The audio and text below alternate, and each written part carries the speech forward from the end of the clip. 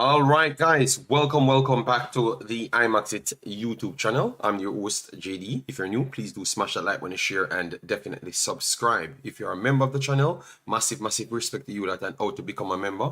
Please do click the join button. YouTube will help you along the way. So as you saw by the title, we're going to be discussing Heimir Hallgrimsson and the Jamaica reggae Boyz versus Haiti. All right, obviously we are going to trickle down to the entire group, as in Suriname, Honduras, and how it sets for the next couple of games, and give you all the necessary informations that you definitely need. But we need to go to the press conferences and also the press conferences, because you have Damien Lowe said a few things that really call to attention. So stay tuned.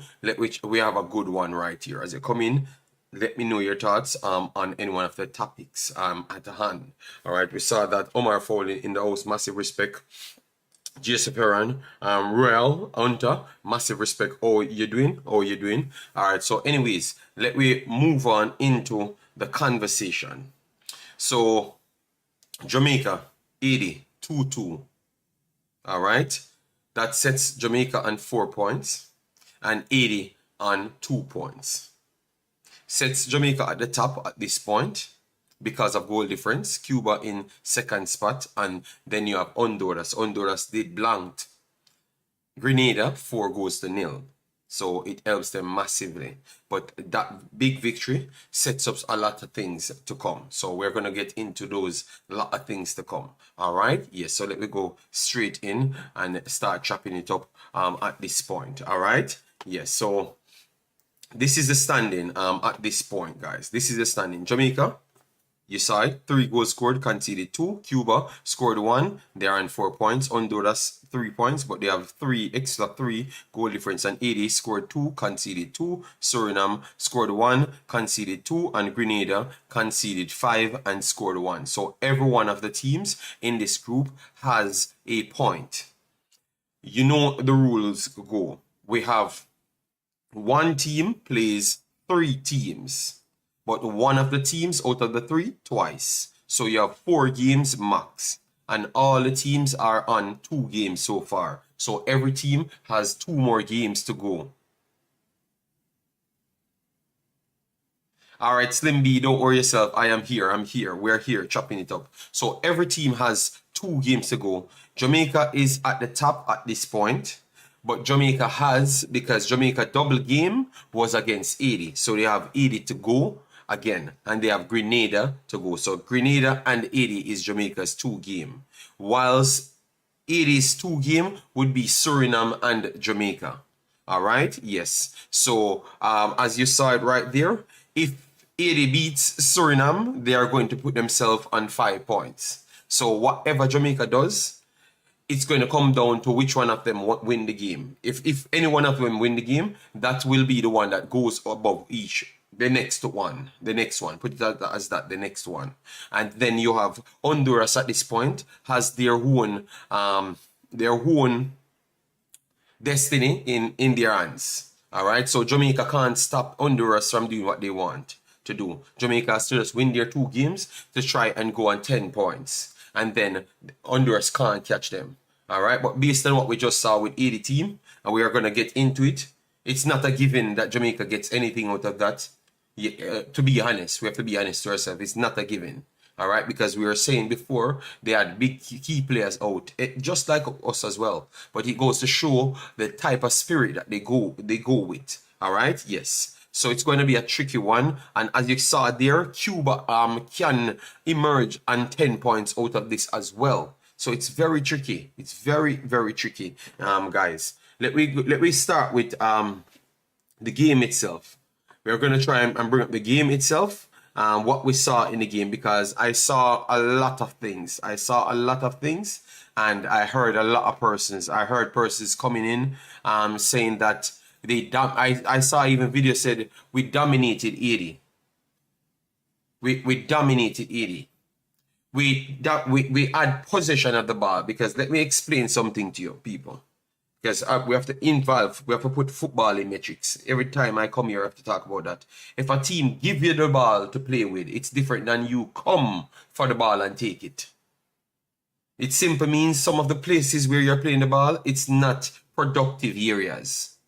You understand me? So you get more possession of the ball, and sometimes they want to press you because they believe that you're not a passing team. So I don't know which one of the two, because I have to be in the house of the coach, as in like not the house of the coach, but when they're doing their businesses, I have to listen to what they have said. They have said to come to the conclusion how it worked. But I never saw we shutting them down and stopping them, because yesterday the problem is because we couldn't stop them. Why they look so dominant? They actually look dominant on our back line.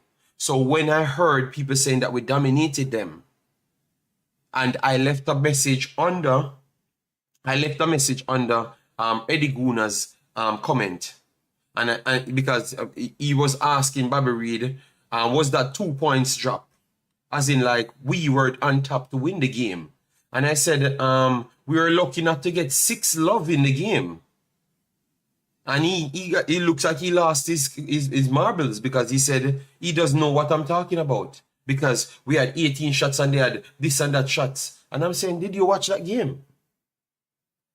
So he's saying like I'm mad to say that Jamaica could have gotten 6 yesterday. So I'm saying maybe you're in the stadium, so you never saw the clear empty chances them that was missed by 80. To say that they couldn't score 6 goals. They scored 2, you know. And remember, they hit the post. They walked the ball on the line. Blake had to make a big save. They could have even scored more than 6. They could have even scored more than 6. Because every chances that created in this game, the only one you remembered was actually the 80 chances them. Every big chances created in this game, the only ones you remembered was the actual 80 chances them. So the first time in history, everybody run to stats but never watch the game. Please go back and watch the game, and you will think incredibly different. You get me? Eddie Guna, Eddie Vision, go back and have a vision. Watch this damn game, and you will come here and say something different. All right? Yeah, man. Brian Burke, massive respect. Thanks for being here. I'm alive. Richard Cook says, Prophet JD. I'm alive said, Suriname should be on 6 points from your assessment. No. Other teams played well, so they can't be on points. You have to deserve the points. The only team I think should have been on 6 points, to be honest, was Honduras, because I think Honduras was the best playing team in the tournament. In this group, Honduras is actually the best playing team in this group, and I said it from before. And we all said that Honduras would have been the team, Jamaica would have been the team going through. So based on what I saw, I still put Honduras as the best performing team based on what I saw over the 2 games, because they played better than Jamaica, and also they dominated Grenada, as what I said I think they're going to do because of their system, and it's not in Grenada, because in Grenada it's very hard to play, and the referees them, I don't know if they bought those referees out or something, but they are tough to deal with. How much ball Shamar get? All right, so let me get into it. Let me get into it, people. All right, yeah, man. Mr. United, I get to realize that you have to sell propaganda for them to like your video. You understand me? It's not about reality. It's not about even the facts. Them something that you can take the time out to watch. So I will just say it every 30 minutes when I know my people them coming to hit the like button, because I know say common sense don't really come on. You get me? So it's not a problem. So let me move on to bring up this to what the coach has to say, so we can just pass this and we go into the statistical detailing, then the things that what people trying to actually live on, the detailing them now. So this is what they had to say, the coach. And let me give him a pass. This was immediately after the game. So this is from his eyeballs. This is directly from his eyeball. So he didn't have the ability to replay or anything as us. So I'm not bashing him, all right? But I still have to question it just the same.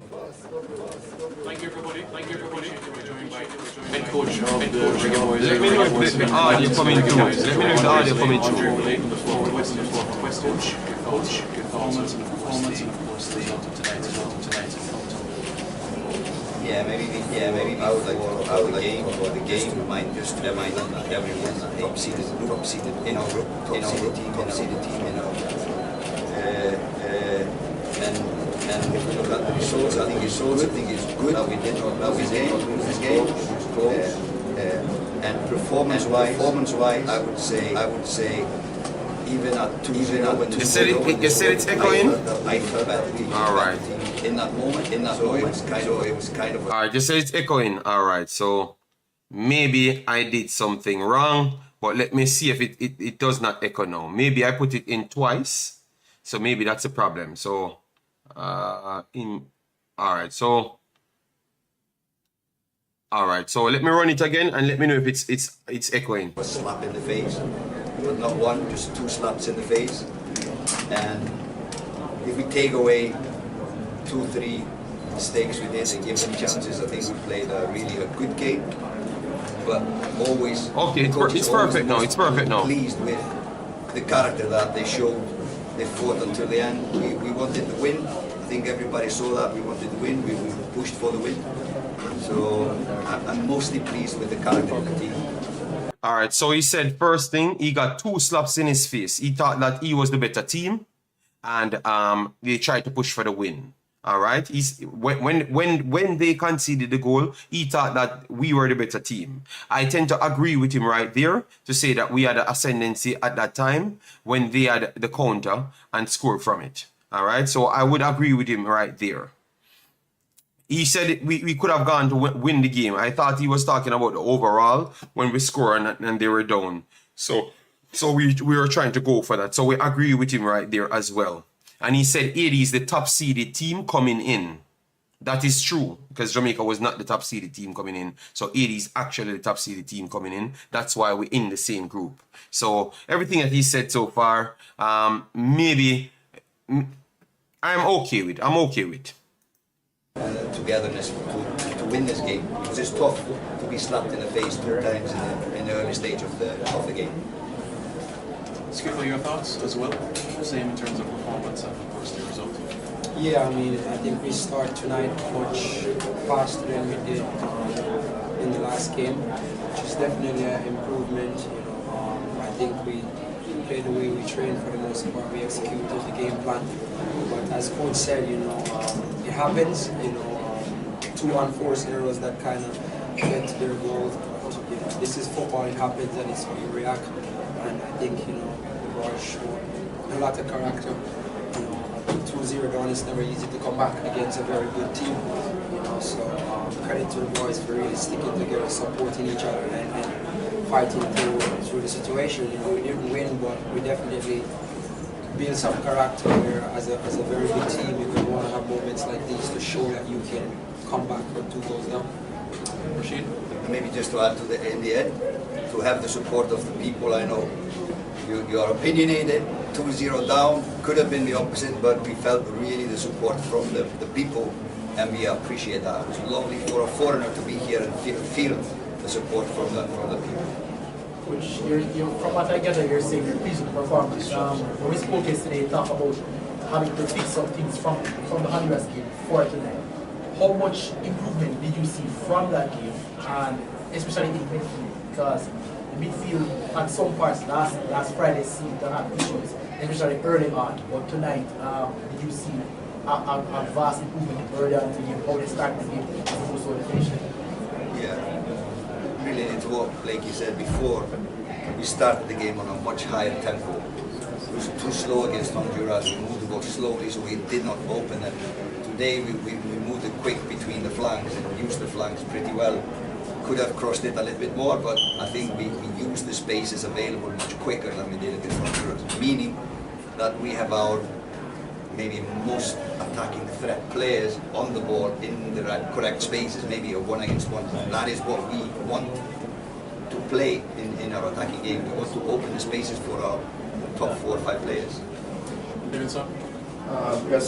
All right, so let me move on from that a little because I thought the questions are pretty much repetitive. Repetitive. On the side of like we should have won the game, I don't agree with that side. So let me just attack that side because the questions They have all asked the same question, and all of them in the same room, the same place, and hearing the next question. It was shocking. So the coach kind of get irritated. So I didn't want to go back down to that, you know. I have other things to ask because we had written down the rest of the other questions, so I never wanted to stretch it out. Yeah. So I don't agree with him because the better chance in this game for the entire game was down to 80. 80 had 3 incidents that never turned out to be a shot because Punier missed the shot, but he was inside the goal by himself. And then now you can add the next one. So there are 2-1 that they missed the shot completely. But aside from that, all of them that you're seeing here are the shots them that actually created it, the bar, and scored. All right, and big saves came from it. And all of them was clear-cut chances. So this proved that Haiti had way more clear-cut chances than actual Jamaica. Jamaica had a whole heap of shots around here and blasting it and this and that. But when it comes on to the actual shots, them that's meaningful, and the positions that are, the entries that are meaningful, was all down to Haiti. All right, was all down to 80 there. So that shows me that the two chances that they claim that we only got, and it's an unlucky situation, that's not true. Because remember, Blake had to come up big 2 times. You understand me? They had to miss it. They had to hit the post.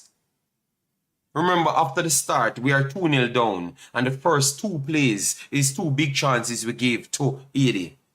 We could have been 4-0 down within the first 2 minutes. On the 49th minute, the first 3 minutes, we could have been 2-0, or we should have been 2-0 down. Because the first one was a ball coming straight down. Dedson has the ball dribbling straight down. Punier coming from the right-hand side, and he completely never saw him and go for himself and get a shot off, and it was a save by Blake. But if he had passed it to Punier, he would have been simple in free, and that was a big chance right there. And right after that, Dedson came back on the opposite end and put it past Blake, and it go past the goal post. And I'm talking from 6 yards out the box. From 6 yards out the box. All right? From 6 yards out the box. Eddie Guna said, JD, so tell us which keeper made the most saves. And that's why I laugh when he said that, because I was expecting you to say who made the more saves. Blake never saved the goals them went in the back of the net. So that can't count as saves. The big misses in front of the goal can't count as save, Eddie Guna. That's why I said rewatch the game. I never wanted to call you out, you know. I wanted to say rewatch the game first, because those are 7 instances where Blake never had nothing to do with the ball. So it couldn't count as saves. It couldn't count as saves. So when I heard you say they come and say saves, and the man have 7 instances where Blake not touch the ball, that can't count as saves.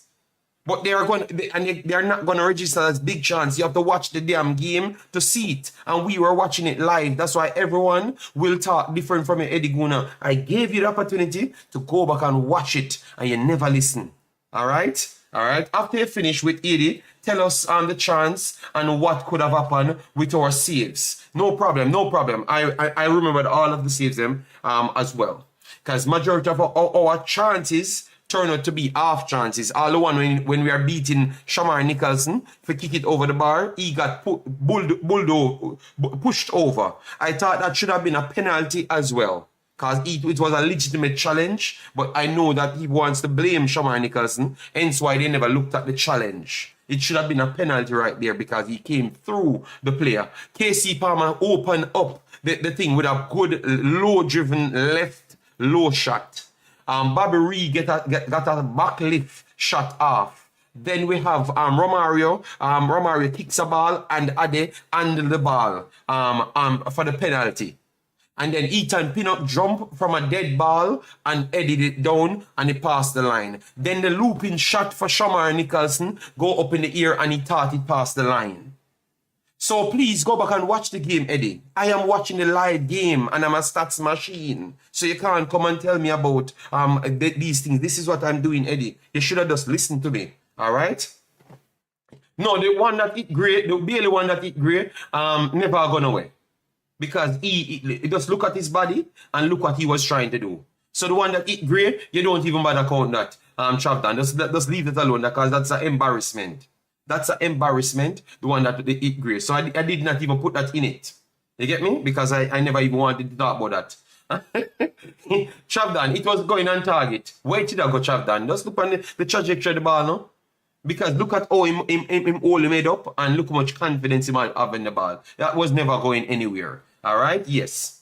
So all I'm saying is, Big Boss, it was not true that it was 2 chance Haiti had and scored from the 2 chance. That was not true. Haiti had the way better chances than Jamaica. And I'm talking one-on-one chances to finish it, tap it in the goal or pass it around the keeper. So the fact remains, they should have scored. They could have scored 6 goals and we couldn't complain about the 6 goals. That's all I wrote, you know.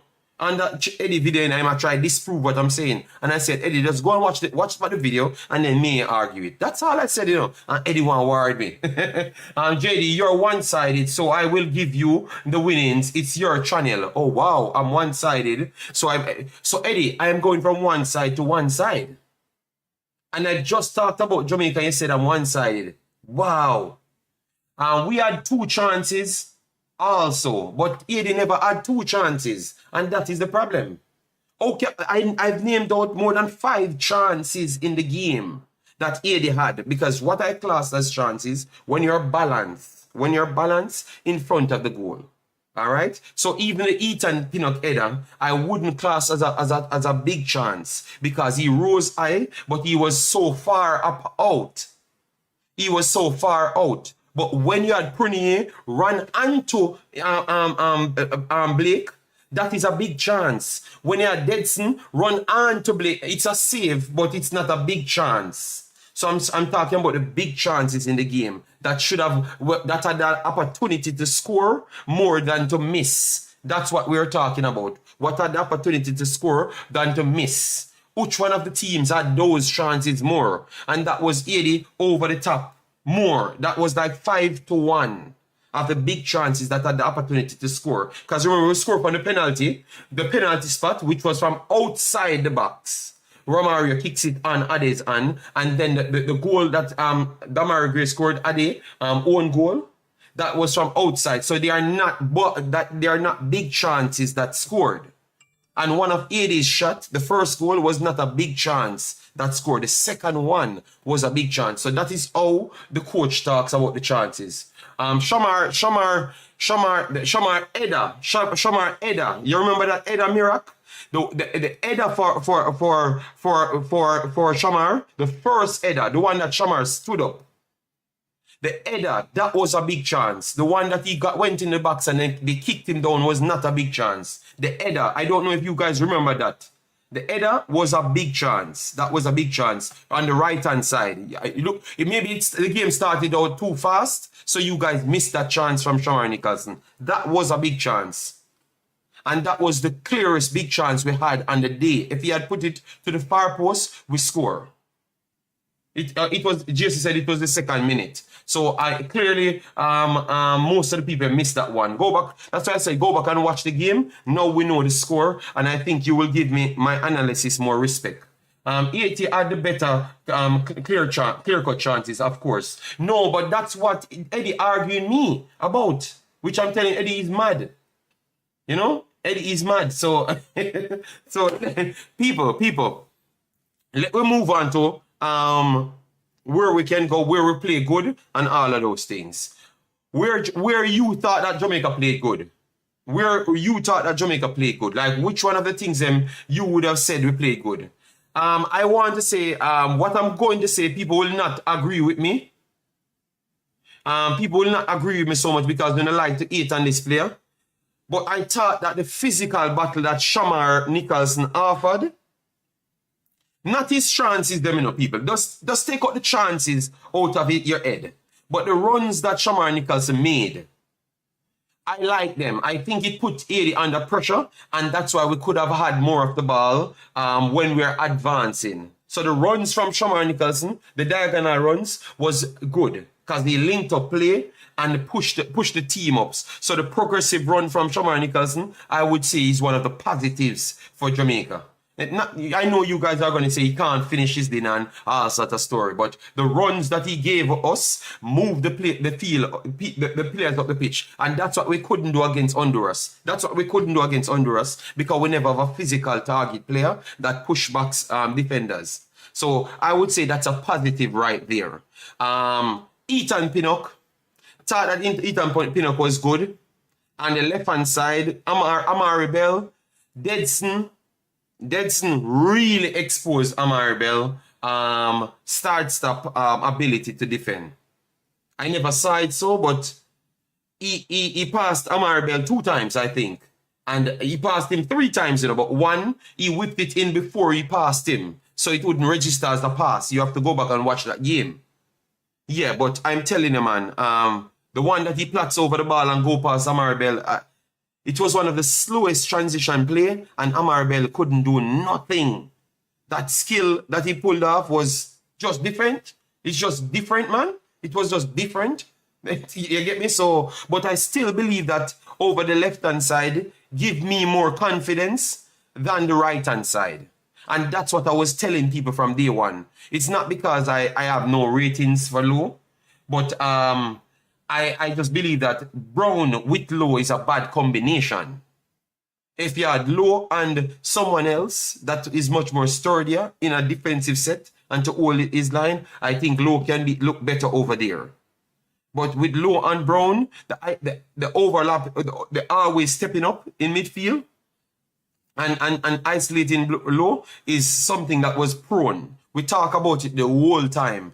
And every single, you have a point for 30 minutes. For 30 minutes in the game, Jamaica don't stop 80 forwards one time. One time. They have to either kick the ball away or either figure a way not to find the ball in the back of the net. Every first ball they won, every second ball they won, and then they start to take on Jamaica. You have around 30 minutes in the game for that. And it was because of the ill shape from one player that keeps on staying out of position. Hence why other people have to be facilitating space for him. And making up grounds to cover around and turn it in a tree because, the guy just not playing good. The guy just not playing good. That was one of Javelin Brown's worst game again. Worst game. Because Prunier just walked past him for the second goal. Like, he just back in, and the guy just lifted his head up and just passed the ball past him. Just passed the ball past him to Deadson, and he puts it in the back of the net. No assistance towards help. So even when he's in the position, he's not helping. He did track back a few times, so let me give him his credit in the second half and made one last-ditch challenge in the second half. So I have to give him credit for that one, but he gave up more than 7 last-ditch challenges. So if you in a comparison, 7-1, I don't think that's a passing grade. You understand me? Yes, because once you give it up, you're relying on someone else to stop it because you can't stop it. So definitely he was the worst right there. Right side weak, yes, it is very clear. It is very clear. So Casey Palmer now. Casey Palmer, we might, and Casey Palmer, I think, I'm going to put Casey Palmer. So Ethan Pinnock, Casey Palmer.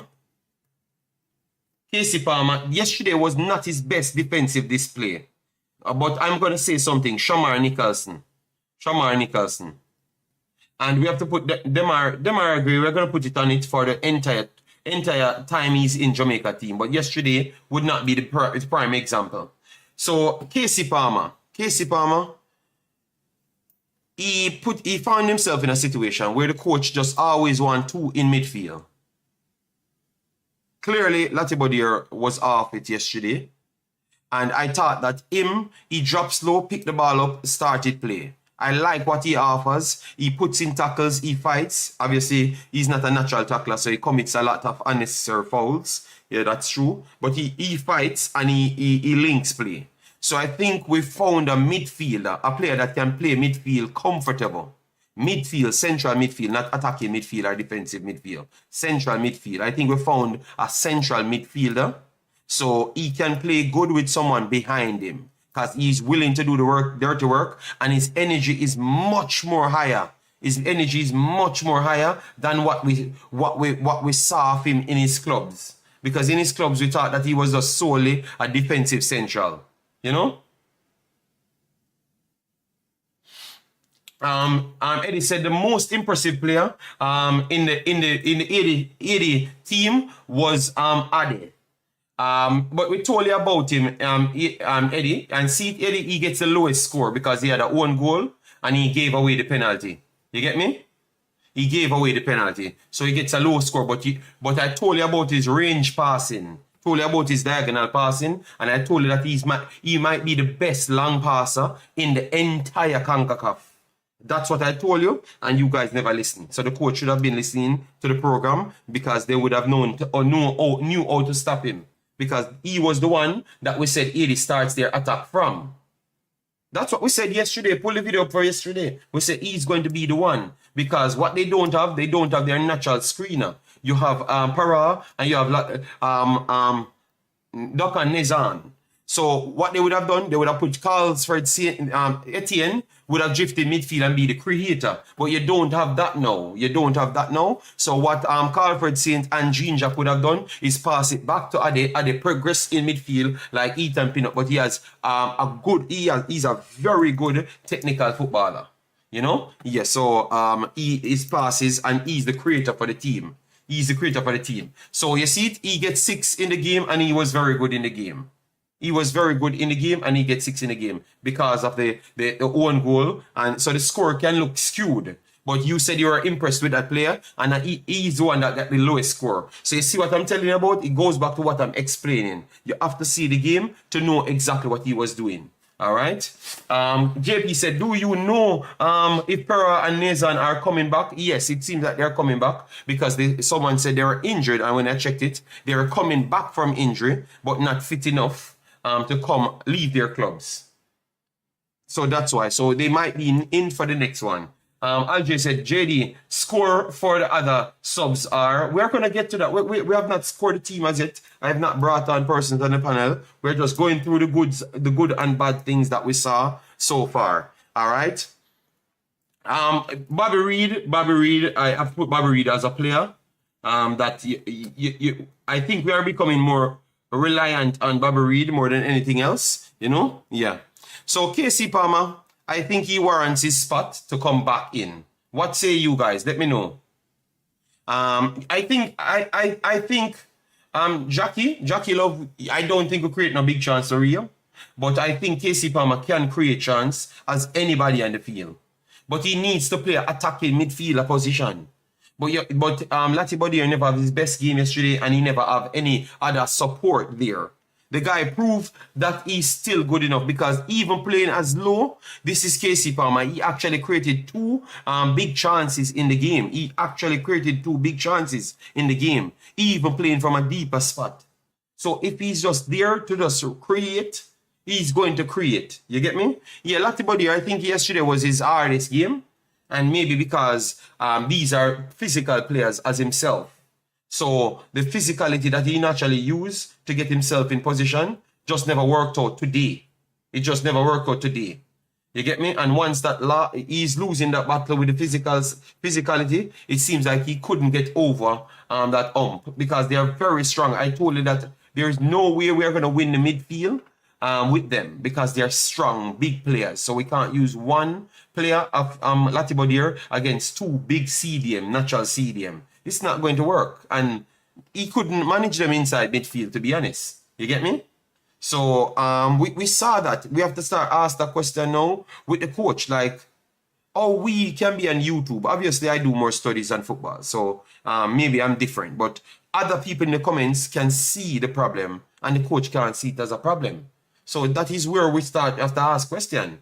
Oh, you can't see these things as a problem when it's so evident. I can do my research and tell you where the goals are going to come from Jamaica and where the weakness in the team and everything work out on the field as how I've said it. So why have football analysts for? You know? So it's a lot of questions it left me to ask. I don't think we're in the condition as what he explains it himself as, and how he's comfortable with this to build on. I don't believe it.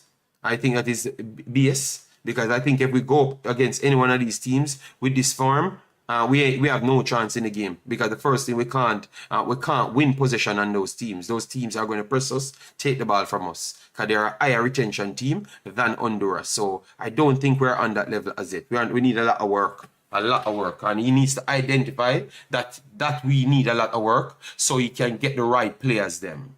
The longer he keeps lingering around and try pity-pat around things, I think it's going to end worse for him, and maybe fast for him as well, because a lot of results might not go your way if you keep on try pity-patter around, because people seeing what's happening on the field and it's not impressive.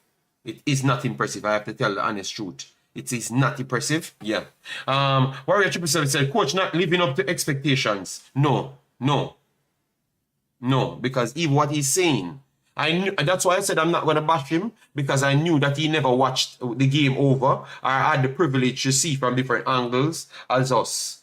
So I'm saying he saw those things, and a lot of times he was holding down his head. He was holding down his head because they are zooming in on him when the chance is creating on Jamaica. And a lot of them, he held his head down because him and Miran Garden sit down, and some of the times they never even saw the play. They were shaking their heads, holding their heads down. So they were not confident. They were not confident. The camera was on them. Go on the Concacaf website, the Concacaf YouTube channel, they saw it. So they were not confident. They were really down. So that's why he never knew that we gave up so much chances, because he was holding down his head majority of the time. You know? So I think he just have to just see these things, stand up and make some changes, you know? We have the players them, target the right players them, and consult the right people them, you know? I think he started off on the wrong foot, but I'm not going to go back into that conversation, all right? Island Card said, yes, I saw it. Yeah, it was there. If you go back on CONCACAF, when the goal scoring and the chance is creating, and they're getting behind our backline every time he holds his head down, like it's either they are doing something opposite to what he told them, you know? But the fact that you saw it and then you come out and trying to lie to the public, I am not big on that. I am not big on that, people. I am alive. Said, JD, if you was the coach, would you put your players under the bus? But that's the problem. He puts the players under the bus before. You understand me? He does it. He said when when the team don't play good, he come out and say the team don't play good. So I just don't know. Is it that he is willing to take the blame for this, and he saw some things that he likes, like the pace of the game, because he said he saw the pace of the game that he liked. So maybe he liked the things then, but not necessarily the actions in the game. And maybe he just came out the wrong way or he said it. So I will give him an next opportunity to give a much clear assessment and thing before I jump to the gun. But I just never, what he said is not true. And I just cleared it up very easily. All right. We're going to try and take some comments, try to get people involved, to hear from others. Yeah. And if you're just coming, we know, as I said, I'm going to not ask for likes so much on the videos. I'm going to check to see how much people respect actual accuracy, you know, and actually what happened I'm going to do like 5 videos. And see if I see these videos under 100 and stuff, then I know where I stand, you know. And I do 2 hours and I see, like, I don't ask for the likes and people come in and I know the information is accurate, then I know I'm going to start spike people. Yeah. Because I realize when I don't support reality. Yeah. Jermaine said, JD, answer this question. Honestly, we don't have no better right back other than Brown, who constantly makes mistake. No. Lembekisa is better than Brown. Lembekisa is better than Brown. Yeah. Open the discard. I will open the discard and give everyone an opportunity to come on and speak. Yes. Jason was actually in the discard. Jason, let me move it to the next discard, yeah? So you can come in the discard over to post-match. We're going to put the post-match. And I'm going to share the link right there. Yeah, man, I don't play with them, man, because the likes is very easy. And the fact is, every time when I'm talking something, I'm sending people to research it. But because they don't want it to be true and let it look like I'm actually doing my work, they don't want that. So they lazy, they be lazy, not go check it to give him my respect. Then they go in their conspiracy storytelling, because I've listened to them, and boy oh boy, they don't make any sense. You know? Tavon Gray is better than Brown. I saw him, and I want to think that he is more of a better, better ball handler, better positioner, and better passer. I saw him tackling as well, and I thought that he's a better tackler. And all of those 4 things combined to make you a better player. Because if you have a better IQ, better spatial awareness, and better tackling ability, better passing range, I want to say, yeah. All right. So let me see who we have here. We have Dan. So Dan is here. Okay, Dan. You see, when you want Dan, just one thing at a time, Dan. Listen to me. You're not going to own my show, Dan. You're going to talk at one at a time. So Jason is going to go, and then you make your point, you stop, and then we go. We're going to teach you to become a YouTuber today. All right? Yes. You're going to learn, big man. Yeah. All right? Yeah, me a bad you up before you come on. Because when we make you build up, you start bad me up. All right? All right, so... Yeah, man, I see you, man, watch the thing same time. Yes, Dan, wait. Just wait. And not your turn. Jason, go ahead. Go ahead, Jason. Yeah, JD, we're there. Big up all the people in the chat. Dan, big up yourself. Yeah, you know, I think the coach with his talk after the game, I think I would love to hear his thoughts after he rewatches again, because I tend to agree with you that maybe the way he described the game wasn't quite right. I think while we did have a number of chances, I think Haiti had many that they squandered as well.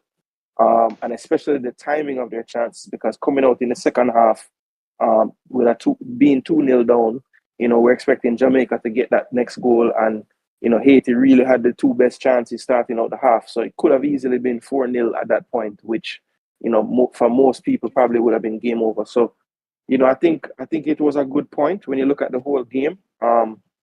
Yes, as I said, we were wasteful, but I think the manner in which they were able to get entries into our backline, and most of the times when they did enter, they had the numbers advantage. You know, we should consider ourselves lucky to only give up those 2 goals.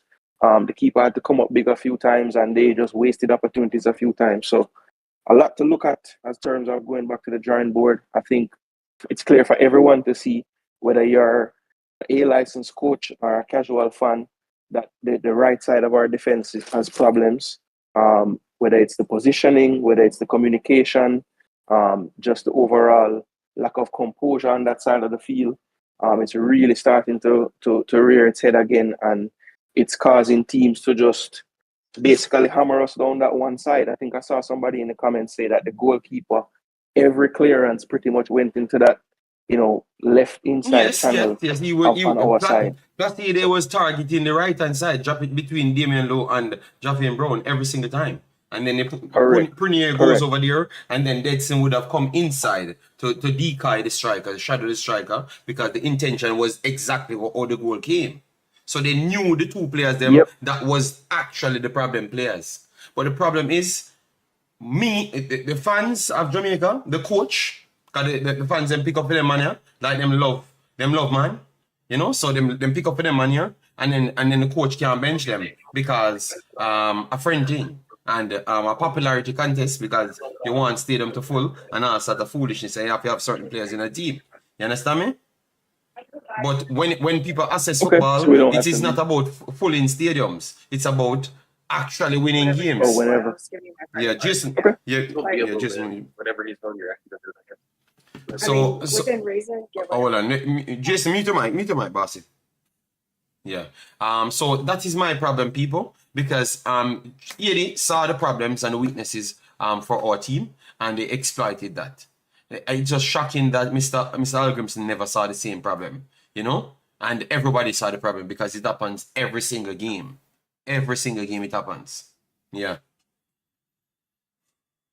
Yeah, man. I have to talk as well. I think it's a slightly different thing. So Dan, Jason look like he's busy. Go ahead, Dan, give your take. What you saw on the match, just make it brief, and then you can get into your detailing.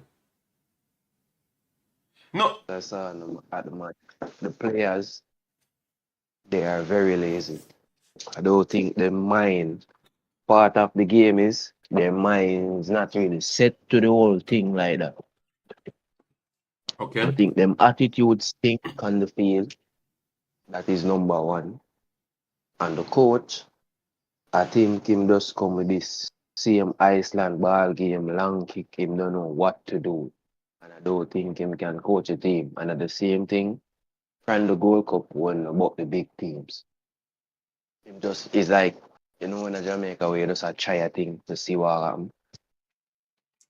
And the same is like what do they call it? Insanity. You want to do the same thing over and over and get the same result. And yesterday, I think Your internet give some problem, big boss. I'm not hearing you. All right, Dan look like he's gone. He might be coming back soon. Them take with Dan. Yeah. oh Yeah, yeah, he's back now. He's back. Go ahead, When- Dan. Go ahead. where was that? You're telling me about insanity, doing the same thing over and over and expect a different result. Over and over. And yesterday with the game, in the first half, the same long ball. They was trying to kind of bounce on the ball, but it wasn't working. But use the players them who can dribble through the defense. You have all of them players there up top just a wait on the ball and nobody carrying it. And I think Latibo there still cannot play that midfield. Latibo there is too slow in the midfield. Him cannot turn. And when we have to, there is only a control the ball in it. You need a midfielder if you're going to knock around the ball aside a sit back.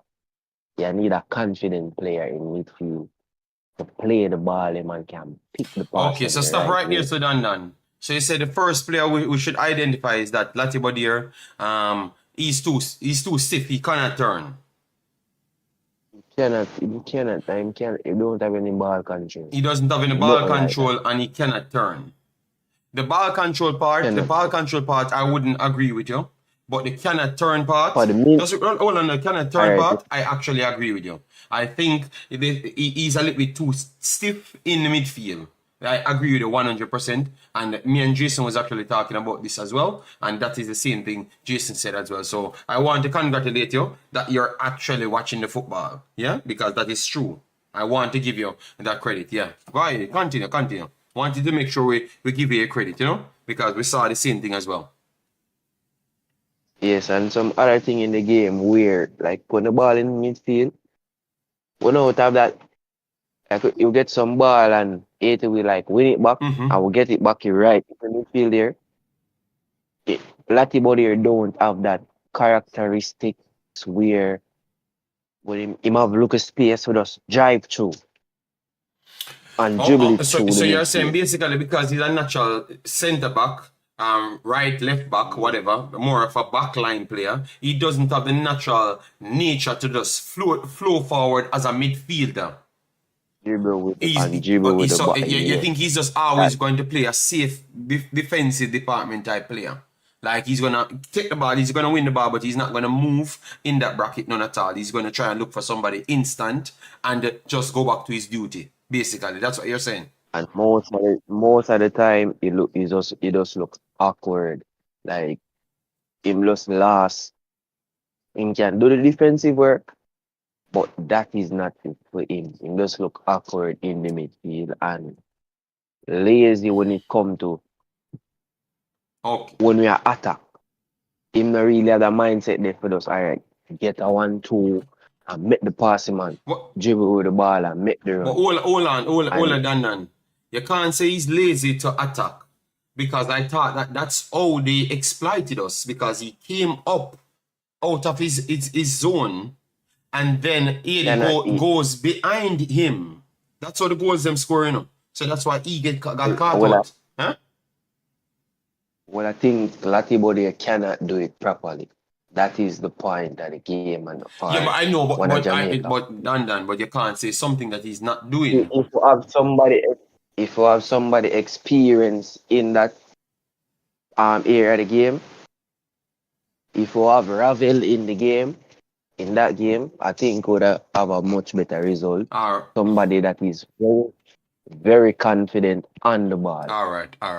So hold on, because we want to make sure we get it running. So Jason, get back in.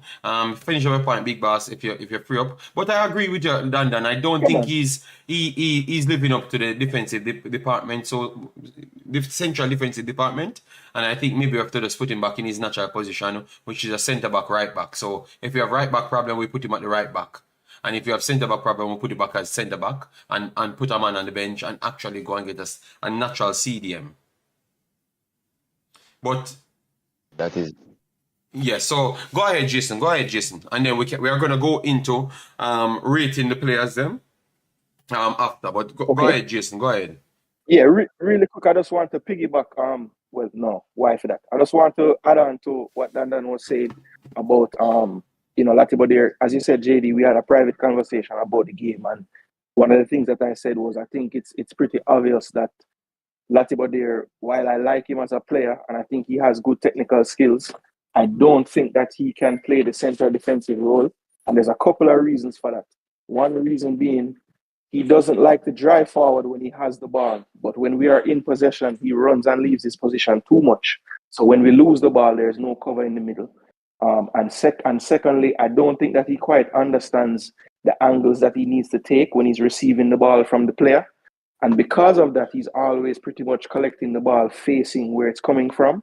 And so many times when he could just turn his head and swivel and look up and have a bunch of space, he plays it back to Damien, Lowe, or Pinnock, or Bell, or Brown, and puts them under pressure that wasn't necessary. So I just think there's a lot of things that he does in and out of possession that kind of make me not think he can play that role. And I was trying to give him a chance and trying to see how he could learn. And we've seen it now about, 7 games? He played 5 in the Gold Cup and 2 more now.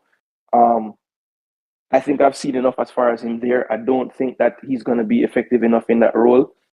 It can work against certain smaller teams, but I think at the end of the day, I've seen enough of a sample size to say, let's see him in his natural position on the back line if we're going to keep on picking him into the team, because I think we're not doing him any justice seeing him play in midfield, and the fans are only going to think that we don't have a player there, when in reality, there's a really good player there if you put him where he's supposed to play. All right, and I would say that same thing for Casey Palmer, but Casey Palmer showed that his skill set still helps the team. So you saw that he's needed somewhere else, But I think that this position kind of killing Latibeaudiere confidence period, JD, to me, the coach is taking his time getting it right. Okay, so Royal Hunter is okay with it. Your wife's first choice. His ego is very big. Maybe I won't say anything else. Lowe always play because a friend thing. All right, and then we have one more right here, and then we'll go to Big Lee Glenn. Says that's Craig Butler. Craig Butler claiming that Bailey was super. It comes down to how people evaluate football. It's a lot of people don't naturally evaluate it the proper way. So they will say that, and if it's a Jamaican style of football they like, you will say that he tried something. But even in a Jamaican context, I think people I saw know nothing about international football or anything outside Jamaica football.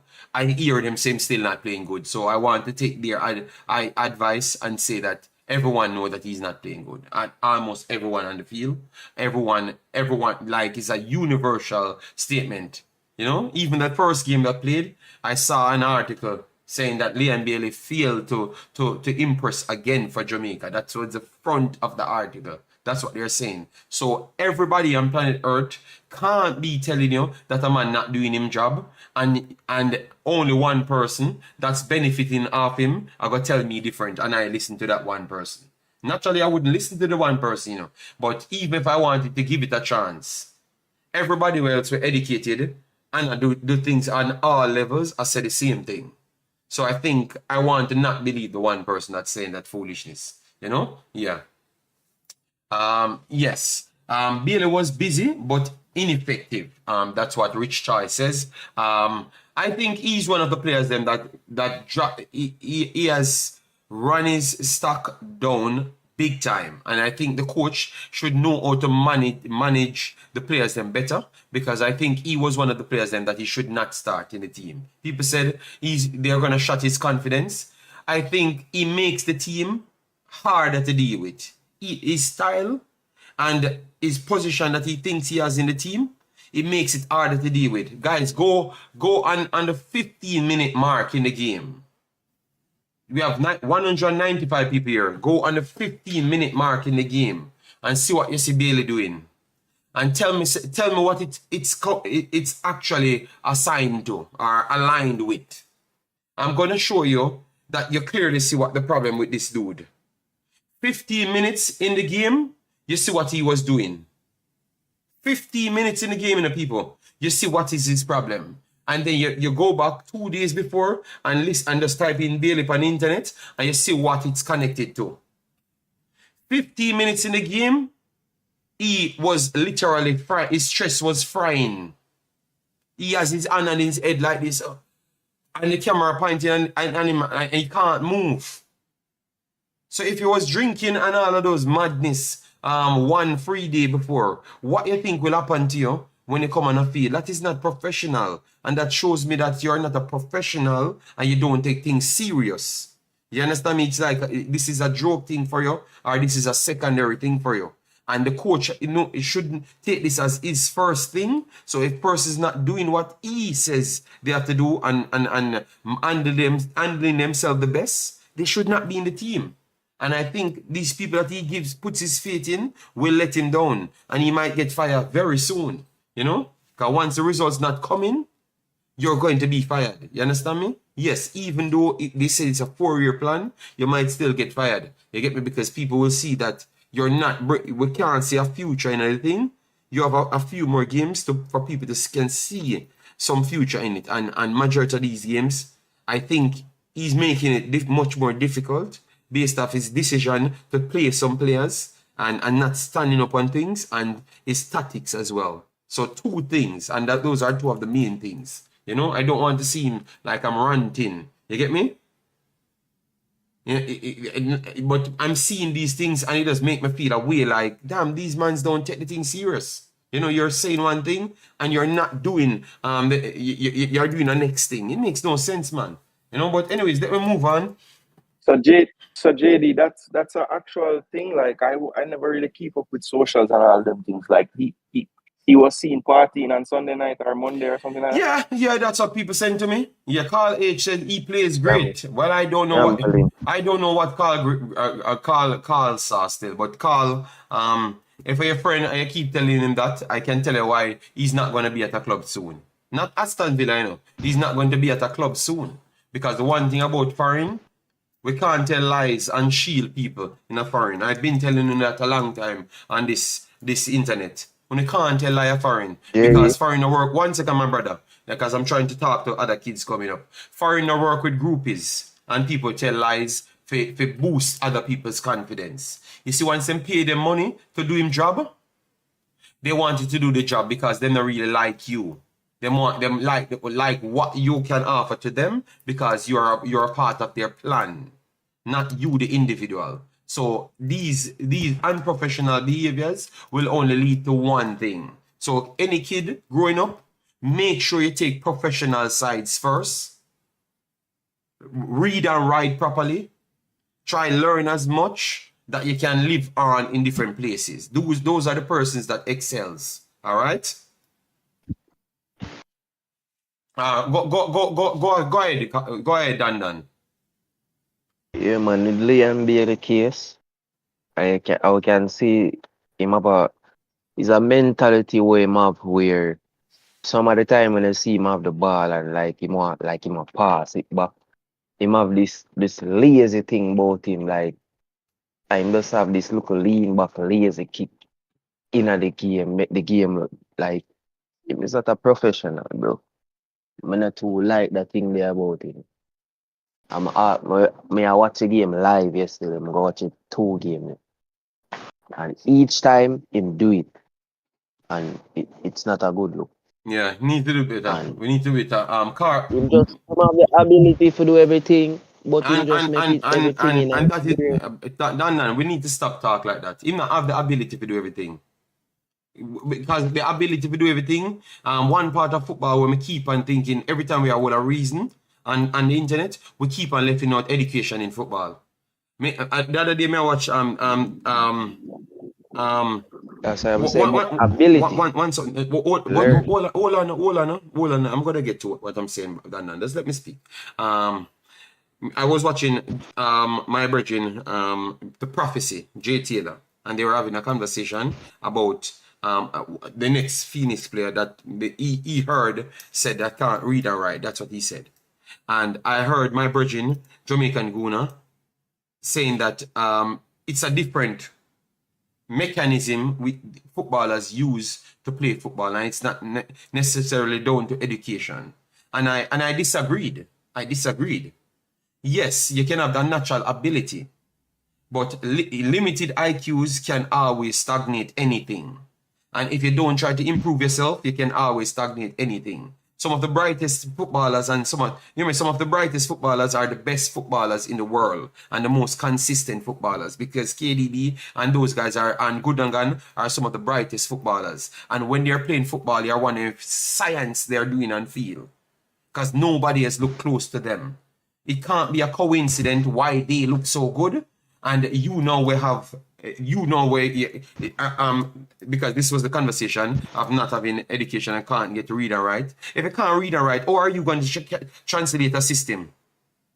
You have to know physics. You have to know the laws of a lot of things in order to get certain things done. You think you can play for certain tiki-taka team and tell me say dunce? It's not going to work, Jason. It cannot work. So people should stop trying to find excuse for people's poor behavior.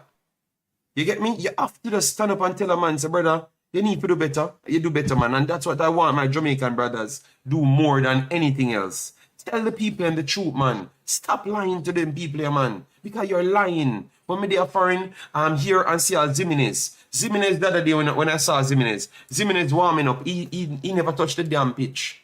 And all of the metrics they are checking on him on the sideline, you're saying, okay, so tell me you have to be educated if you understand what them I do and what them required for you to go on the field. Stop make people tell you foolishness. This is not just playing in a JPL.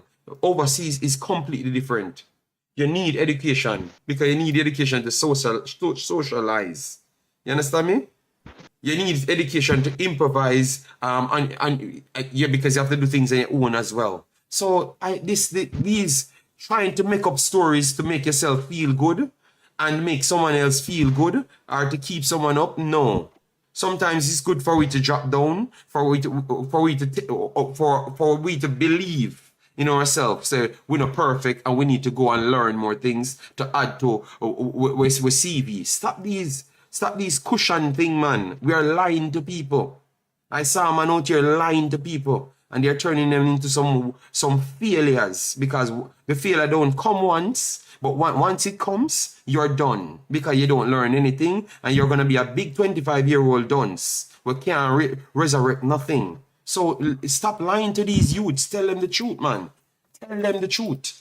All right? Yeah, let me move on because I don't want to lament on that too much. But I heard that on my boy video, and I was sorry that I was a little bit sorry that I was not really fully fit because it's late in the night because I wanted to join the conversation because anything we can give positive to a youth so they can understand what's required over here.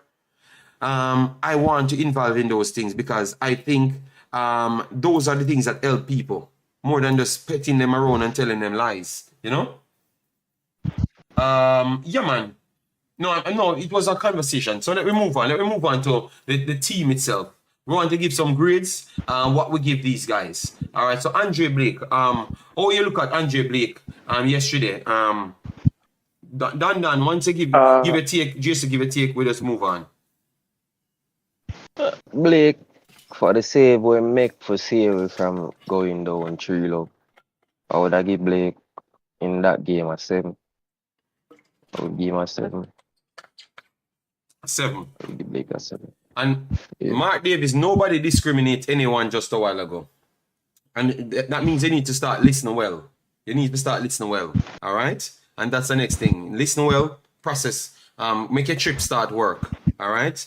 And if it's not working, try go rewire it somewhere else. You get me? But then so for cause unnecessary confusion. Can you not listen? People give me a voting. Jason, how are you going with Blake? Yeah, Andre Blake. I was gonna say 7, but I think the gravity of the save he made, I'm gonna have to give him a 7.5. I thought yesterday he did a better job. I know Haiti wasn't really pressuring us, but I didn't really see him kicking away the ball. And with Blake, I always am watching for his distribution. And I thought yesterday he kept it relatively calm, so I was happy with that. I think on the first goal, he was a little slow to get into the position to make the save. But I'm not going to beat him because it was a 1-on-1, so the attacker does have the advantage.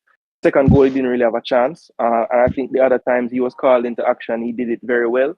And again, the severity of that save and the timing of that save was huge because 3-0 down, as he said in his interview, is probably game over. So I'll bump him up to a 7.5 on the day. All right. Surprising. I'm giving him a little bit I think he was good and that save was clinical. And a few of his saves were pretty much clinical and his commanding was a little bit better. So I want to say 7.5 to 8 I would give him. I have no problem people giving him a 8. I think I like what I saw from him yesterday. Yeah, so 7.5 you said. Majority of people say 7.5. All right, so 7.5 to 8.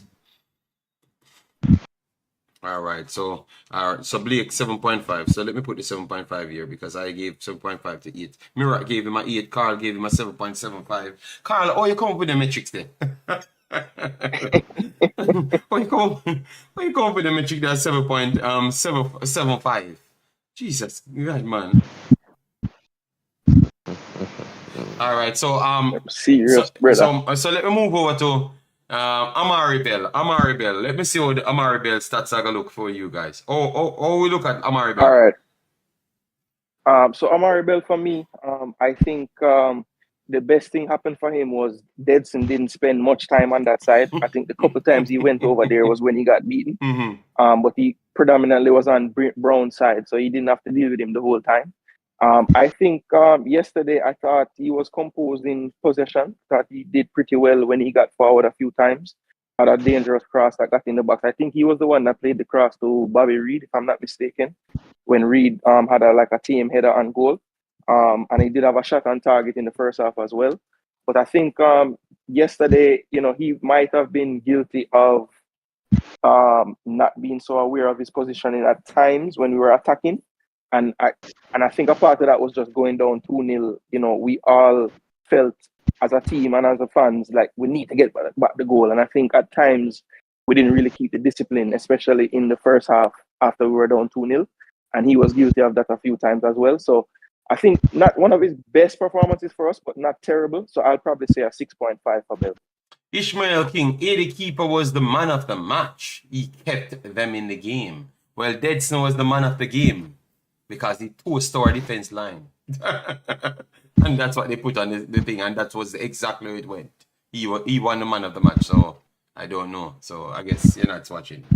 All right, so everyone give 6.5. Go ahead, Dan, you have your mic give some problem, bro. I will give Bell a 6. It was an average game for me. Average game? Yes. All right, so a 6 to a 6.5. All right, so I agree with 6 to a 6.5. All right, so I'll put a 6.5 here. Yeah, massive respect. One love. All right, so people know we are on 1 hour, so I waited 1 hour. So smash the like button, get us to 200 likes on the video.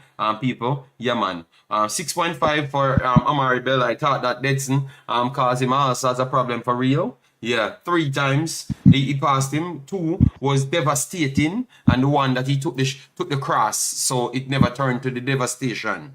All right, but I think it would have gone there again because it looks like he just had his ticket on that day. All right, yes, so 6.5 is reasonable. I think if a person says lower, can't say anything. Ethan Pinnock now. Ethan Pinnock. Oh, we look at Ethan Pinnock. Yeah, Dan, go ahead. So that Jason can come in after. Go ahead, Dan. Ethan Pinnock, I mean, in the game, he makes some good like run backs, like when Haiti was playing the ball. I will give him a 6.5 in that game. 6.5. Wow. 6.57, 6.57. I will give I think Ethan Pinnock was the man of the match again. I think he was the own. No, him Blake. I think if we are gonna give anybody the man of the match, I think it's Ethan Pinnock again, because majority of the range passes was him. Let me see if they registered any key pass for him, because Ethan Pinnock, he had some range pass, man, some passes that I like. They should give him even two. Obviously, we never did anything with the ball, so it seems like it was not key passes, but the man have some key passes in his legs, man. I'm telling you, man. Not normal, man. You know? The man has sprayed some ball. Oh, God, man. I think he was the man of the match yesterday for Jamaica. Again. But God, you said 6.5. All right? 6.5, you said? 6.5. Okay, all right. Good Lord, Dan. Oh, Lord. All right, so Jason, go ahead, because Dan says 6.5 for Ethan Pinnock. I want here Dan the rest of scores them. Jamaica Yeah, played so average ball game yesterday. So I would say we play like a team yesterday, bro.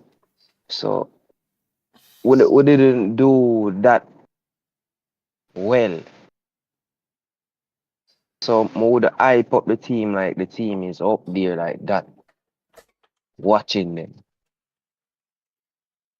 You know what I mean? They still have time to improve. all right. All right, Well, for me, Ethan you want Pinnock. me to read out the stats them? Because him say him don't know. So you want me to read out what he did on the field? Dan he had 90 minutes played, 4 clearances, 1 tackle. Ground duels, 2 of 1, 50%. Aerial duels, he actually won 5 of his aerial duels. Hence why they were abiding his side to go over Damien Lowe and Javelin Brown. So now we realize, because he had 5 out of 8. Possession lost 20 times though. 20 times he lost possession, but he had 100 touches in the game. 100. And then the passes, he completed 72 of 86 passes, which is 84%. So, and then he had 1 shot on target and 1 dribble attempted. That was off. So that's why. So let me know. All right, go ahead, Big Boss. Go ahead, Jason. Yeah, so for me, Ethan Pinnock, he just read out the stats. I think I'm gonna give him the same as I gave Blake, which would be a 7.5. I think when we are building out, it's clear that everybody on the back line kind of looks to him to initiate the play. There's 2 games in a row now where he's had about 20 to 25 more touches than his centre-back partner. And normally the centre-backs have very close or similar touches. But you could see that we really look to him to start every play. Yes. He had 16 long balls attempted and he completed 9. So anytime you have over 50% on your long balls, that's a very good turnaround. And I think I'm saying it since the Gold Cup. People were kind of giving me a hard time about it, but I was saying, the centre back pairing that I would love to see would be Pinnock and Bernard or Pinnock and Latibodair. So hopefully one day we'll get to see it. We saw it in a lot of stages. We saw it in a lot of stages, don't? But they took it. Yeah, well, I would like to see it in the early stage as well. I would like to see it from the beginning of the game. I think we will see it soon. After we don't pick the squad, because we have a conversation that we wanted to talk about as well. So yeah, go ahead, finish your point, Big Boss. Yeah, so just a 7.5 for Pinnock. I think a professional display. I think you can see, the type of footballing IQ that he brings to the team. Many times when all the players around him look panicked, he looks calm, and that's just a part of being, at this football IQ level that he's at. Yeah. And playing against certain systems and teams every week in, week out, you can just see the sharpness in the player, and things that people struggle to make look simple, he makes it look simple easily. So, just a quality player, good performer. And let me add this too. He's very educated, a very intelligent person. All right, so he could have just left football and go and have a big high job because that's what he was trying to do because that's how hard it is to make football in England. All right, and he got spotted later on. So I have to give this guy big credit, man. Work hard, believe in the right things. You know, he's the real role model of Jamaica. These are the people that you need to follow. Ethan Pinnock. All right, yeah. So 7.5, I will go a little 8 in it because I think he was a little tad better than everybody else. So I'm gonna give the Ethan Pinnock 8 right there. So let's go over to big bad Mr. Nana Lowe. Nana Lowe. Alright? Nana Lowe. Dan, So your Damien, internet, yeah, Dan, your internet are going on the Goalkeeper thing. So one time you not mute the mic here, cause a beer dance are going in the mic. Alright, so go ahead now, Nana I Lowe. think it's yeah. So I think Damien, No, go ahead, make Dan. Go ahead. no. Oh, people, let me talk first before we put out. Oh my God, Jason, we can't. You, Demo, stop it, stop it. You and your clan, stop it. Let me make them. Let people talk because we not influence. We not influence the voting of the player, the people, them, the speakers, them. Dan, go ahead fast. the amount of vote coming. with low game, I think he still have this thing where him rushing the past them more while and him not really want support Brown that much in the game. And I heard him say there's personal issues in the team. I don't No, know if it's we're that. gonna get to that. We're gonna get to that. Just stick a little because we had something to say, you know. Because what he said yesterday made Mr. Hallgrimsson looks bad. So we wanted to tackle that as well. Do you guys want me to tackle that or you want me to finish the ratings? Because what he said. Let's just get through the ratings, All right. JD, because We'll that finish conversation won't be but quick, for I don't me, think. low game is just the same regular low when give you this game, average game, as I tell you. Average. All right. So give So me your rating. Give me a rating. 5.5 for low up on the field for me. 5.5. Jason, go ahead. Oh my God. Yeah, so Damian Lowe, I thought, look, he did most of the things that we normally see from him. Put in a lot of running, tried very hard. You can never accuse him of not putting everything on the field when he's there. But I just think at this point, we have to start to pay more attention to the situations that he finds himself in. We can't just applaud him when he runs back and makes a last ditch challenge. How did we get to that situation? That is what we need to start looking at as evaluators of the game, because I think that's a part of the reason why we don't really see his flaws. We just look at the end result of plays. And of course, last night, the end result didn't work out the best for him. He tried to make a last ditch challenge on Deadson, and he took a terrible angle and ended up falling down on the play. And then for the second goal, he's looking off 3 passes he could make to dribble around a man and lose the ball in midfield and then walk on top of that. So, not his finest moment in those 2 instances. But after that point, he didn't really make another defensive mistake. But I still think his decision making is just not up to par when he's on the ball. There was a lot of times when he could have just played the simple pass and he just refuses to play.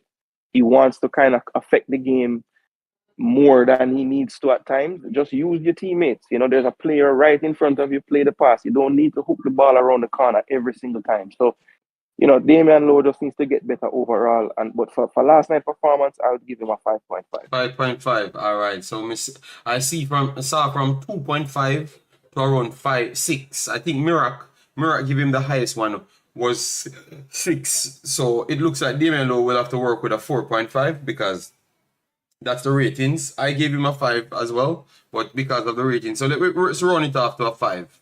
Run it off to a 5 right there. All right. Let me move on now to Javelin Brown. Javelin Brown, people. Oh gosh. All right, Javelin. So look, Javelin, I think there's things that we all know he needs to work on. His spatial awareness probably being the top of that. And also his composure on the ball when he receives it with any type of pressure around him. I think when he's attacking in the final third, he's not so bad. He tends to actually get the crosses in. They might not be going to someone, but he tends to use his athleticism and power to get the ball into the box. But Jason, But the we man don't really kick, need our Jason, right the man back. kick a ball yesterday, Jason, out of the stadium. And the man there. So when I don't know if he knows if the ball will go into the box. Because I think with him, like it's some like mental issue, man. Some mental issue with this player. There's some mental issue with this player. Some mental issue with this player. Right. A muscle mental issues. Right. So I'll use the analogy like this. Like there's certain players in basketball, right? They can only like play the game with force. They can only dunk and everything. They have no finesse. I think that's a part of Javelin's problem. Like he wants to play the game at 1,000 miles an hour when the game might require you to go 2 miles an hour in this moment. But he just don't. In his brain, he has to move fast, strong. You think it's anxiety? And sometimes he puts himself under pressure. You think it's anxiety? Because I think it's anxiety. Yeah, I don't think he's the most confident player in his own ability. And I think his teammates don't really give him much confidence either, because there's plenty of times when he's calling for it, he's free, and they don't give him the ball. So I don't know how he would gain confidence when he's wide open. He lost the ball 26 times, yeah. Alright, JD, in my case... So hold on, Dan, because Jason asked, so if you lose the ball 26 times, and you have 76 touches at the ball, you don't think them are going to kind of I wonder if them forgive you, like, think you warrant them for give you, basically then. If you lose it when you have it. Yeah, I mean, look, and I'm glad you brought that up, because my next point was going to be they don't put trust in him, but he doesn't put trust in them either. Because when he does get the ball, too often he loses the ball. So at this point, it's like, if it's the national team and it's supposed to be our best players, how can we be playing a player that nobody on the team trusts? The fans don't trust him. Like, how does he continue to play? How does he continue to play? And another thing I don't understand, and we have talked about it from the first game, when the squad was initially picked, it was Lembikisa and Gray at right back. Lembikisa falls out, they bring Brown in. And somehow Brown plays the majority of the minutes at right back, when the guy who you had in the team and Brown wasn't in it played 25 minutes, and this man plays like 160 odd minutes. That is shocking. Somebody in the comment make sense. Yeah, that is shocking to me, because now I'm starting to question, is it that Gray never looked good? And did you really brought Gray in here? And you did it, this is the third time. You did it with my boy there from in the midfield. You brought him in, and then you never played him. And you brought him in, and you never played him. So is it that you're truly picking these players? And how good are you at scouting these players then? Because if you brought them in and not using them, we have to start asking questions. Because if you said it's you, that means your judgment is not as accurate as what we thought then. And every time we try to call out the coach on this, he says something against what he said before. Because what he said in the press conference about Brown was, perhaps Gray is a little bit newer to the system. Okay, fine. But didn't Casey Palmer just come and play 2 games? Yeah. So what? Him just know that him can learn faster than Gray, or the right back position is just is harder to learn? Like, and that is not true. we need to listen. We need to listen to what the coach is saying, because sometimes he puts his foot in his mouth, and I don't think we even realize what the man do. Because him tell us that Gray never played the second game because the familiarity with the system. Yet still we have DJ, who is more familiar than Casey, but Casey started the 2 games. So for some players, it's one reasoning, and for another player, that reasoning don't apply to them. So I don't understand people. It don't make sense to me. But my score for Javelin Brown is also a 5. A 5. Go ahead, Dan. In my case, Brown, I think Brown, how he play is like, in a really sure end game, because 2 other players, they get pick over him. And him really just a start back in our team again over Tavon Gray. And each time him play is like Brown, he's not really a professional. It's like him still a play Maninko. Okay. You know what I mean? Like him still a play cool boy football. Him not really sure I'm position or him to position himself well. Him have speed, but when it comes to the IQ of the game I'm talking about, he don't have that. Him not have that. The time with Brown problem is him have Lowe syndrome. The syndrome we Lowe have. I rush the ball game. As the ball when him kick go over, the team was building up a momentum there. And at the time we say we are me that talk to a youth beside me in a stadium. And I say, yo, look where we gonna kick out the ball now. Just watch him. And we are talk. Cause we know what him gonna do. Brown him kick over the ball where him could have find a simpler pass, and that is what killing our game as well. Some simple little pass so we should just calm the game, stay patient, we have the momentum. Stay patient and wait. So Brown is one of the problem in the team, one of the main problem. Alright. And the thing, and Jesus, like him really say everything with me, what I say, with evil. Gray come in at the team and just fit in well. The coach never at the first game Gray played without knowing the system or what. But I think the coach is him a take talk from people behind the scenes. Cause watching the press conference and you see some other people around there is like them really a control the whole thing same way, and it's just like them not really care about the team like that. And Careful, you know, Dan. You might be talking too much truth for the people to take right now, you know. yeah, man, but it's true, it's really true. Like you might take talk from people. You might take talk from people and know it's really I see certain thing are go on in the system. Alright. Cause I was really looking Yeah, go ahead. to see Go. I was really looking to see if I was in the game. Yeah, but Dan, no, you gotta You know what I mean? go off on the rest of the thing because you did it. But we have to stick to the task. So when you're done with Javelin Brown get a 4 from 2 to 4. Anyway, you drop that at the same day. Alright, so let's go for Lee and Bailey now. Lee and Bailey time now. Lee and Bala Bailey. Lee and Jamaica Bala Bailey. Let me put the Jamaica before, because I mean, think it world. So Lee and Jamaica Bala Bailey. We are gonna deal with him now. So Dan, go ahead with So Bala I would Bailey. give, Jason, you want to go first? Bailey, yeah, real fast. I would go and give Bailey a 6. I think Flatter to Deceive didn't really end off any plays that he started. How much you Still say again? over How you say him dribbling. again? 5.5. 5.5? I said 6, A 6 but I'm is going it? to Okay. drop him down. Yeah, I'm going to drop him down. Yeah, 5.5. I think just didn't do enough to affect the game. Had a couple of key passes, but had so many more opportunities where he could have affected the game and just didn't come through for us. So yeah, I would say a 5.5.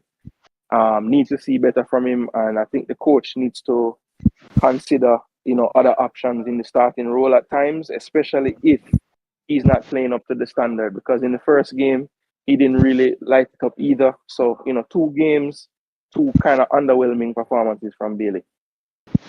Dan, how you going? The Bailey scores them a fly, and they're not high. for me, Bailey getting a 5 from me. Because I think as a man, as a youth, we coming in the team with all of this, cause with him coach or him father. You hearing me, Jason? Yeah, man, we're here. Guru said Bailey take some good corners.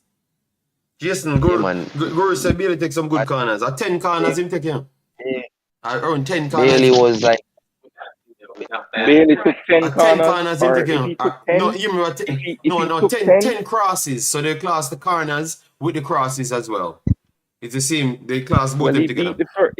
I'm just saying, if And he he took 10 completed corners, he 2. probably beat He first man completed 2. 3 Jason, times. he completed 2 out of the corners, them. 2 out of the crosses, them and corners combined. And he never connected none of his natural crosses, them. So I want to say it's only 2 out of the corners, them. So Guru, I make up lies there, But let me make him slide. Go ahead, Jason. Bailey was mentally out in the team. Like him it's like him can't bother, like him just see it like him in depression through the whole Jamaica thing. And I think if you gonna continue to do this, it don't make no sense. You're coming to the national team and show with that attitude on the field. He might go in at the changing room and talk and try to build him confidence. But on the field and the dropping thing, when him no fear drop him fear show some that warrior spirit in him. What we need to see. But Dan, maybe should have showed the Phoenix never die. no, the problem, you know, guys. I think also like we might like think he can do more than he actually can. No, Because, like, I know that, Jason. when he falls down or anything, it's not him just falling down, you know. It's people bodying him, make him fall down, and he don't have the physicality to control himself when he get body. And a part of the problem is when in the first game, I want you guys to go back and look at a video when him and Whisper was giving out them jerseys. And I want you to look at when his back is turned to the camera and he's having his hand up signing autograph. And you can see by midsection area, two little things hang off to the side. That is not how a person playing Premier League football side should look. So that means he's cutting corners in his routines and his physical keep up. It's obvious. And if you wonder why the coach pull him off every time at 65 minutes, you wonder why when he play 90 minutes in the Conference League, him don't play in the Premier League. It goes down to nothing more than fitness and how him play in the system. And I think a big part of it is fitness. And that's why he's always one tackle away from being injured. And that's why he's always the first one to sub off in his games in the club. Because he's not at peak fitness level. It is obvious. You can see it on his body, people. It's not, you can see it. All right. Well, I think his experience in the English league and the other leagues, Bailey should give us a more mature playing. And it's not about the dropping as well. Bailey should be giving us a more mature playing on the field. You know what I mean? But the problem, problem is, you know, the man them say Bailey make a man get a red card. So that have a count to him score as well. Oh God, you're the man of wickedness, man. Continue, Jason, because no, all I was gonna say was yes, his age, he has matured in his age.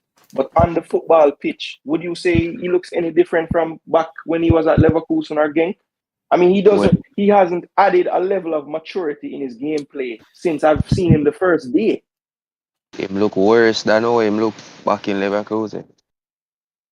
All right, so I just think it when you're a professional and you've played this long overseas, at some point you would think that his decision making on the field would improve, and I don't see it improving. So I don't know what the disconnect is there, but he's not learning.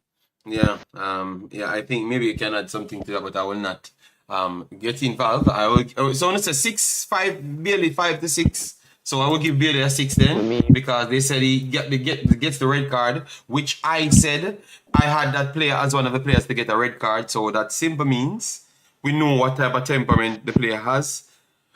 So I don't think it was Bailey make him get a red card. It was just him is a strong tackler. All right. Yes, that's all. That's why I could have said that before. All right. Yes. So 6 for Bailey. Demarai Gray, because Demarai Gray, they said they wanted to go for Demarai Gray. How much? In this game, yes. Demarai Gray never got the goal. The goal went to Addy, but it was assisted by him or whatever the situation is. So what say you? I'm gonna put up his stats. And just for clarity, they did not register an assist for him. No. I think only in fantasy football yes, you get an assist when somebody do that, but not in. It won't register as an assist. All right, so Bailey had lost the ball 23 times, and Demarai Gray had 37 touches and lost it 11 times. All right, but Bailey had spent more time and did more on the field than Demarai Gray in that aspect. Yeah. So go ahead. Let me see how you guys saw it. I will give Gray a 6 in this match. A 6. And based on how the coach using tactics with these players, I think the coach used the wrong tactics with Gray. But I will give him a 6.5 in the game. All right. Jason, what say you? Because we are coming down to the midfield now, you know. Now, the midfielder cause controversy, And Demo gonna fly out from anywhere in there. Oh, him there already. No, let Demo But forward I never first. knew. Let Demo I forward. never Let knew. Demo forward Jason, I first. never knew that he was here already. Once Casey Palmer time I come up. I never knew him there here, I never knew him there here. All right. Yeah, go ahead. Big bad Demo. Good afternoon. How are you doing? Good afternoon, guys. You can continue until my turns. Okay, but we see a team turning, but him a bit, him a done. Him want to take him own time. Sakpa say Jason Ferran in the building. All right, so go ahead, Jason and Dan, and then Dan, you have to mute your mic because you might have some punching. Look like you and Bailey drink too much rum. Yeah, go ahead, Dan, go ahead. Give it. No, Dan gave his score already, so it's Jason time. Jason, go ahead, give it score. All right, Jason gone. So it's Demo time. Demo, can you please come in and fill the score? No, I'm there, JD. Okay, go ahead, Jason. Yeah. Yeah, so Leon, we're on Demarai Gray. So Demarai Gray, I think Demarai was a bit quiet last night. I think he tried when he got the ball. Did a decent job retaining the ball for a forward. Just couldn't really get him into the positions that you really want him in. Apart from a few long balls that found him where he got isolated, but just couldn't really get much done on the ball. I think we'll see better of him once he's playing in the Saudi League and playing week in, week out. But I'd say for last night, I'll probably give him a 6.5. 6.5 to 7. All right. Okay. Yeah. All right. So they're bringing back the big bad Demarai Gray. Can you just fill in some of the scores them that you had fast and we just move on? No, I don't want all of the scores. I just cut some bias. Some bias. The fact that we have and some agendas. So who have, I think there's a Javelin Brown agenda. I I really don't get. and which other that agenda? Let me know which other one. No, I don't want to show a curve to a different way. I just say personally, I may watch it from the watch along last night, and then it's like everybody blame Javelin Brown, blame Javelin. I'm like, what? We never just see Damien Lowe dribble out with the ball, lose the ball, and because he was dribbling out with the ball, Javelin Brown had to be up the field because we were in attack. Yes, he was carrying out the ball, so Javelin Brown so he might get caught out because Damien Lowe lose the ball. No, we blame Javelin Brown for that. Like, that don't make no sense to me. That is an agenda thing. Demo, hold on, Demo. The reason why people blame Javelin Brown for that, remember, so Javelin Brown get back, and then him have Prunier outside the box, and him keep and Jackie going straight on the keeper, and Prunier just lift up him head and pass the ball. The man Jackie from Bleachers go a grandstand. So what you have to say about that part now? Hold on, boss. Hold on. No, we agree with you right there, Demo. We agree with you with the pushing up in the top, but we have to explain that part now. May I skip the part? So the man get back. The person with the ball, the man a jockey before him can make a tackle. You are telling me you blame Javelin Brown for the defenders or the central defenders not coming and covering the runner will come score the goal? Javelin Brown do him job. Lowe was already out of position. Out of position, so you have to engage. That's what them teaching at school, Demo. Demo, listen to me, Demo. Him have the man in an isolated position. I know it's a pretty bigger than him, but the only thing you can do is get close to him because the more you open it up, you open up more options. And you already said Lowe already up there, so him get caught out him and him never run back as well. So I agree with you, a theme fault. So a theme fault for the goal period, But I'm saying he still had even 5% chance to do something, but he never do nothing at all. Like zero. Him just come in a position and like him freeze. Nothing at all. Him jockey, where me do nothing at all. Demo, you cannot jockey to the point where the man ends up in front of Andre Blake. At some point, he has to say, okay, I have jockeyed, I'm back. Now I have to engage the player. Maybe if he engages him, the guy can't make the cutback so easy. You can't just jockey all the way. Bro, that's not even true because you can. But I am saying, right? When I focus on Javelin Brown and not the other aspect of the goal. The person who actually scored the goal, two runners come from out of midfield, you know. Where's Latibo there? Who supposed to follow the runner? Latibo For the there goal. ran back into Which the part box. him there? Latibo there ran back. In the Latibo there ran centre back back into the position, box. and that's Cover him come do. for And Lowe. Damien Lowe the one who never come back. I will agree with you. Him start walk Lowe, from them time. Lowe lose the ball and put him hand up in the air and all kind of foolishness before him start run. So I agree with you, Demo. But the problem is, Boss, all man say is the two runner them come. Yeah. no, me I say Demo. All me I say is we agree No, with the Demo. Demo, but it's Go like ahead. the one way we not care once we lower problem start and done, we feel say all right then lower the problem done. But the transition play still continues, and No, I say. Yeah, but man, And Demo, I watch say this. Watch the this. agenda is for me. But they Go will on, have go on. Lowe and Brown at the game level. It's kind of ridiculous to me, boss. Me see the man just stays and hip off Lowe for the ball. The man not even body him hard or nothing for score the goal. You know? The man just barely bounce him. Demo, intelligence, Demo, intelligence that once you have you educated Lowe. the angles, the man used pan Lowe. So Lowe was off balance. He was off balance, Demo. A striker do that, Demo. Yeah, That's exactly. normal. You don't have the normal weight. So Demo, if you play football like that high level, you would know that Demo. All right. Him can't do nothing, him dead. Me I tell him dead. So he finish. Here me I go finish a point here. And because me say me never want to hold up the show and nothing like that, right? But here me I say is when you just tell me say we can't just focus on where Lowe do because the play continues after Brown come and Jackie and the play continues. No, on the flip side, we not blame Javelin Brown for the first goal after losing a header to somebody who taller than him, but the play continue and Lowe never do nothing. So why we not have the same energy? No, Lowe will blame for the second goal as No, well too. I don't blame Javelin Brown none at all for the first goal. I You're not going to win every area. I blame him for the header. I blame him for the header when him lose the I header. don't blame him. I don't blame him. I don't blame him for that. That's not true. But me the blame him for the header. Me say him should lose the header there. Him should even go in at the challenge. Him should go in at the challenge because him know him never gonna win it. Cause him already lose the step. No, what? Just listen to me now. I can't explain myself why me did say it because you go back to last night, you know, and because I saw something, him already half balance before him go in, and the header, so me know him never go win it, Dima, because him chance get limited. So me just say him never think before going into the header when him should have jockey there. Make the guy jump for the header, and if he win it, him try to track back behind Lowe.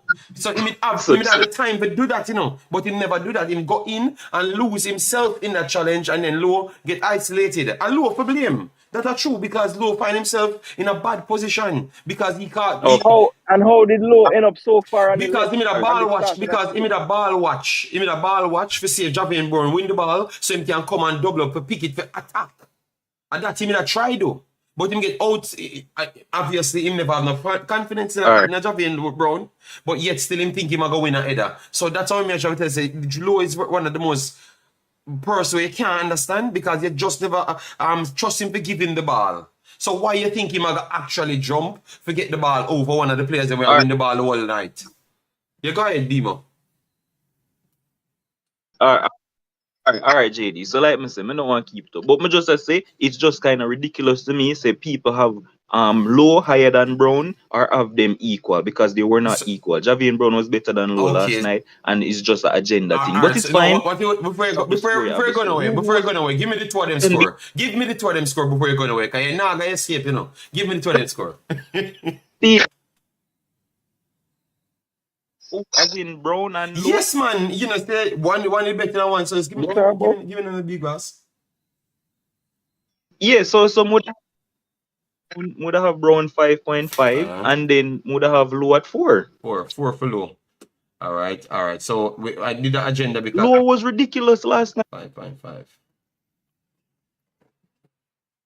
Yeah, so you say with the Leon Bailey now, right? Yes, Leon Bailey with it. Or Gray. With the Leon Bailey and Gray. No, Gray. If you want to do it. Oh, Leon Bailey.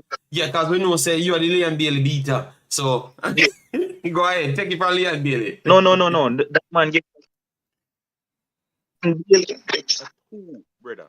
2. Me hear people that say 6 and all kind of bro. Leon Bailey was horrible. The man, why is he still on our free kicks? Like the man cannot beat the wall, him can't beat the first man on the corner. Like the man just atrocious in a Jamaica shirt. Me, bro, I call the man Yaya Sunogo in a Jamaica shirt, brother. I don't know if people know Yaya Sunogo from Arsenal, but that is Leon Bailey in a Jamaica shirt, brother. And I'm sick of it, bro. Like, I can't take the excuses anymore. It's not no system and no feel. Like, individually, if the man for try and beat a man, he does not do it. If him for try, the man, I cannot remember him controlling a ball properly last night, brother. That has nothing to do with system or teams or whatever. That is him, individual. Every time the ball touch the man foot, especially when we're going forward in promising attacks, the ball bubble up on the man foot and him lose the ball. Every time the commentator is like, oh, Leon Bailey, oh, his touch lets him down again. And now Haiti are on the counter. Like, bro, what is happening? Like, it's ridiculous. It too. Me no remember one thing what the man doing at the game. So him gets a 2 or a 2.5 for me. And Demarai Gray, this was his worst performance in a Jamaica shirt. And him still contribute to the goal. And like, it's just ridiculous what the standards are. And me gonna give Demarai Gray a 5.5 because it was his attempt that contributed to the own goal. Yeah. And we're gonna get to Casey Palmer. But the boy, the Casey Palmer give you a wicked flick. You just come back and give back the man the ball for score. Me not gonna forget. Yeah, the 1-2 So the me 1-2 there, me cuss give him a me 5.5. cuss about the 1-2 the man. Me I say, Demarai Gray just pass the ball back to the man. The man flick it in. Me I cussed last night, man. And me see him. Let me not even continue because me don't want to get involved because me the host and them say me too angry. So me not gonna get angry. So Lottie Body here now. Lottie Body here we're talking about now. Lottie Body here. Lucky body here too stiff to play midfield, man. He can't move. Yeah. Can't move, man. Can't move. And also for someone that has trouble running and changing direction, when we attack, he run leave the middle every time. Him go support left back, right back, support striker. Just stay in the damn center midfield, please. If you're gonna play there, stay in the role. I think there was a poor performance from him yesterday. I don't even think he won many challenges. He put himself into challenges, but he lost many of them. So I would say I'd give him about a 5 yesterday. A 5? Dima give him 2. Dima. I call me like Dima blurt out a 2, you know. So Dima. Bro. No, bro. I understand them player ratings, you know. We actually did not win the game. And when we win the game the other day, we get the same ratings for a game. Bro, anyway, for me, Lottie Body gets a 3. He was horrible. Like, I said this on your show already, JD. I do not think Lottie has played his position for Jamaica yet. The man, for me, and you explained to me, say, oh, yeah, he can play CDM, and that's fine. Sure, he can. But for me, the man is a right back or a centre back, and he has not played his best position for Jamaica yet. I know what we're trying to do. I think he was good with Lambert for a couple games. He was decent with him, but I don't see him as a CDM, and he was horrible last night. Him can't pass the ball. Him turn like a trailer, and is like him never even do him job in terms of winning tackles. I see the Haitian youth chop up the man about 6 times. Him beat him the first time, come back again, him sell him again. In the 1v1 where Andre Blake saved me. Like, I don't know what. Yeah, but the Haitian them kind of do bad. Dima, the Haitian them kind of do bad because Amari Bell get the worst so type, man. Amari Bell is like, and the team wicked. Nobody help the man, brother. The man get around 90,000 plot. You're murmuring. Me feel sorry. So 3. Yeah, man. Yo, some things that me like give him. I can't believe what me watch. Lucky Body here. Yeah, go ahead, Dan. How much I give him? Give it your rating for that, Dan. It's a 3 or a 2.5 to me. He can't play this. Alright, so Dan you beat him from day one. So Dan and Dimo are beating from day one. So me can say they made it right. We did slightly more wrong, but we only wanted to use him for a temporary time until we can find that person, you know, and that's what we are trying, you know. Man, JD, you know, so we have better player in the JPL we can play there, so. No, we're not on How the could I better give player you than a JPL can do better it. player? No, we're not on the better player than JPL can In do the it. JPL, No, player. Name them. Let me hear them. Whatever you, Hold on, yeah, Name them no, mad boy. JD. Let me tell you what them doing in CCCC. The defensive central and we are talking about Dan. Because let me talk about the one above you, you know? Because I don't know if him know him at the field. He need to go on anger management class. Because all him only team doing a CCCC a box down a person and get a red card. Nothing else. So who else you go for Dan? Because most of them are doing a CCCC, you know. So tell me who you go for. You go for 180-year-old and when name again ballhead man? When name Jason? When name Rudolph Austin or Rudolph Austin I go for Dan? yeah, man, go for Rudolph first team, but that'll be a better game than that you do. Yeah, tell You you see, the truth. you see me I tell the Demo, the man them don't know levels of football, you know. Yeah, Dan. Yeah, man, but The man them not move at the JD, same space. Them don't move at the same pace, Dan. Them don't move at the same pace. So even when them not play good, them can't move at the same pace. You go ahead and Demo. JD, yeah. But Dan, the man in the squad doing. I don't know where Lambert do forget dropping a boss. That's my thing, you know. Lambert can play CDM. We not have to go JPL. All right. Which position Speedy Williams play? Because Speedy Williams can turn with the ball and look very comfortably, you know. I don't know why Speedy Yeah, Williams but is not. Speedy Williams is allergic to duels and tackles. He don't. No, Speedy Williams Brother, the always. man play Yeah. midfield. Speedy Williams play midfield in a Jamaica World Cup qualifying, right? And I see the man play 3 And a straight 2 games. tackle. And a one duel him going after 3 games. I wonder, you can play midfield and don't even go in a duel. I not say him have to win them, you know. I just say, just go in it. Just be there. Yeah, man. Yes, him will pass the ball better than Latibo there. I will agree with that. But it's 2 phases of the game, and he's so bad at the other phase, it's not funny. Yeah, man, in that phase of the game, as I tell you, we need, as I think I talk on this live already, we need players with ball. If you want a better Jamaica team, we need players with ball retention who is comfortable with the ball at their foot and can pass it around. That we need Dan, so we can keep position and But Dan, afraid. you know, it's funny you bring that up, you know, because last night, you know, a 72% position we have, you know. So we retain the ball and the midfield still look crappy. So I don't think just retention is the answer. Because we retain the ball and we had more possession. But and the recovery, but Jason, the recovery of the ball was not good. So that's why the game look like that, Jason. Because we never recovered the ball from AJ. You understand me? But that's what I want. That's what I'm trying to tell him. So retention and recovery is different, you know, Dan. Yeah.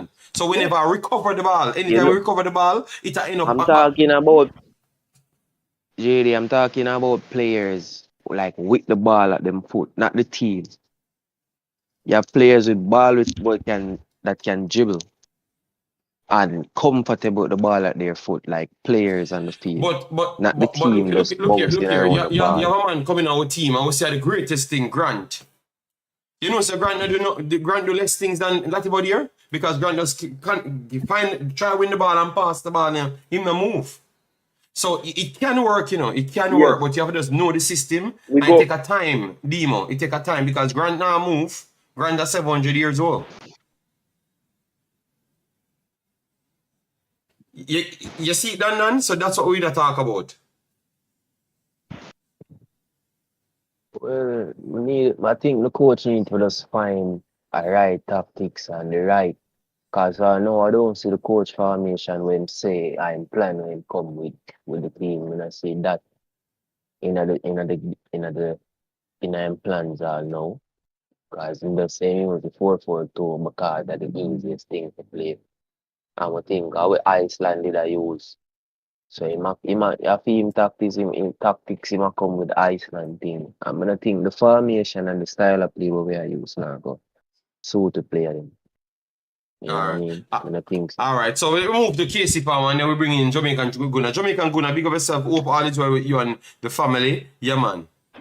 So we are move on to KC Palmer now. You know, we have to do some player rating and then we're going to reasoning. 2 more player left. Oh, we have Whisper and them man on the bench to talk about. So we know so the people want to hear and stuff because me see a title.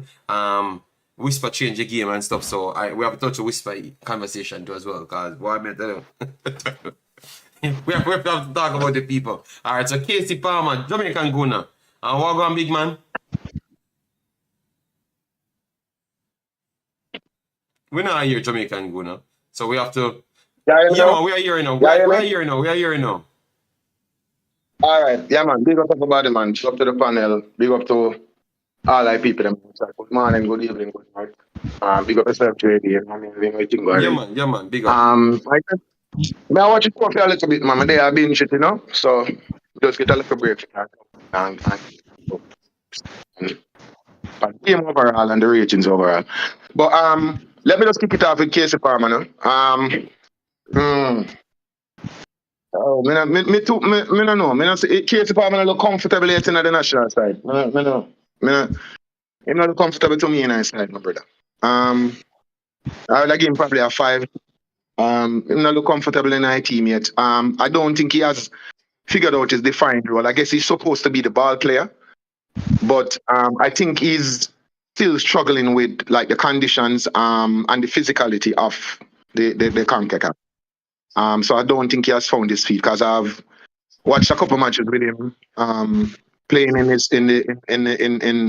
club football, and he's a way smoother player, a more composed player, and I think that is what they brought him in the team to be this because we're crying out for that, you know. Jamaica team is crying out for a ball playing midfielder, a midfielder to pick up the ball, do some defense splitting passes, make those accurate passes, have a nice touch, can turn left or turn right.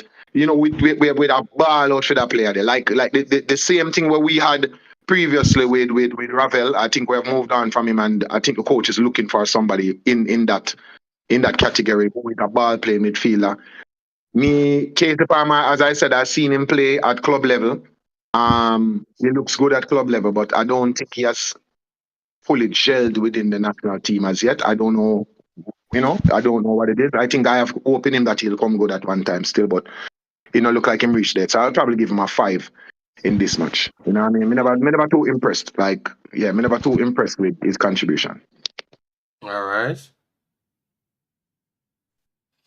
So for me last night, Casey Palmer, I would say it was a better performance than the first one attacking.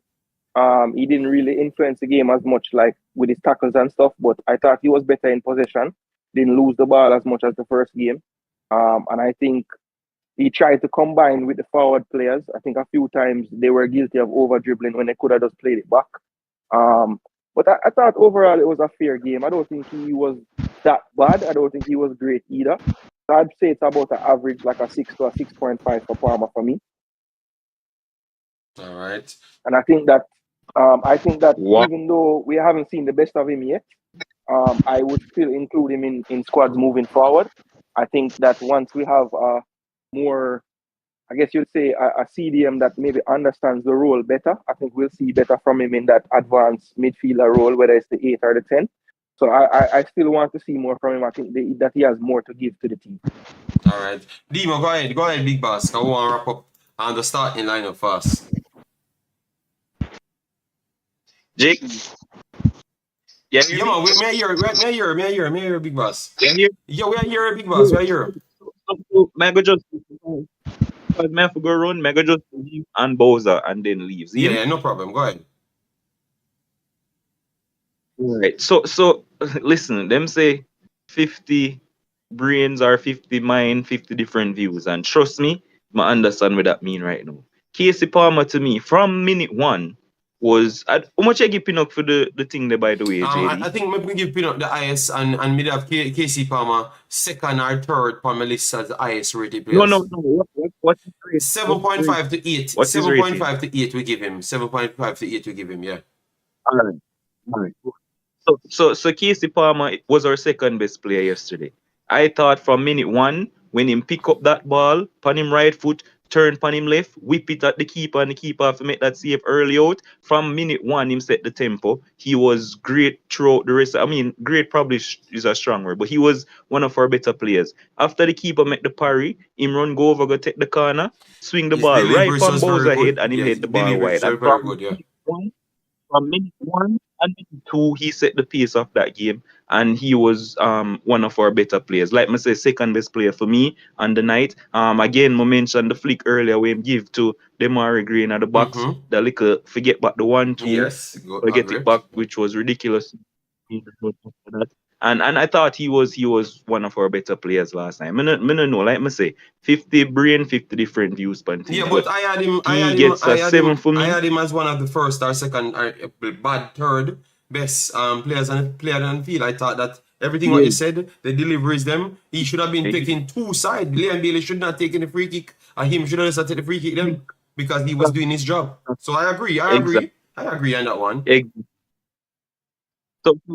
So I'm giving him a 7 because if Pinot get a 7.5, if Pinot he get a 8, then would I give Palm 7.5. So second best for me. As for Bowser, come here go run right now. Jesus Christ, bro.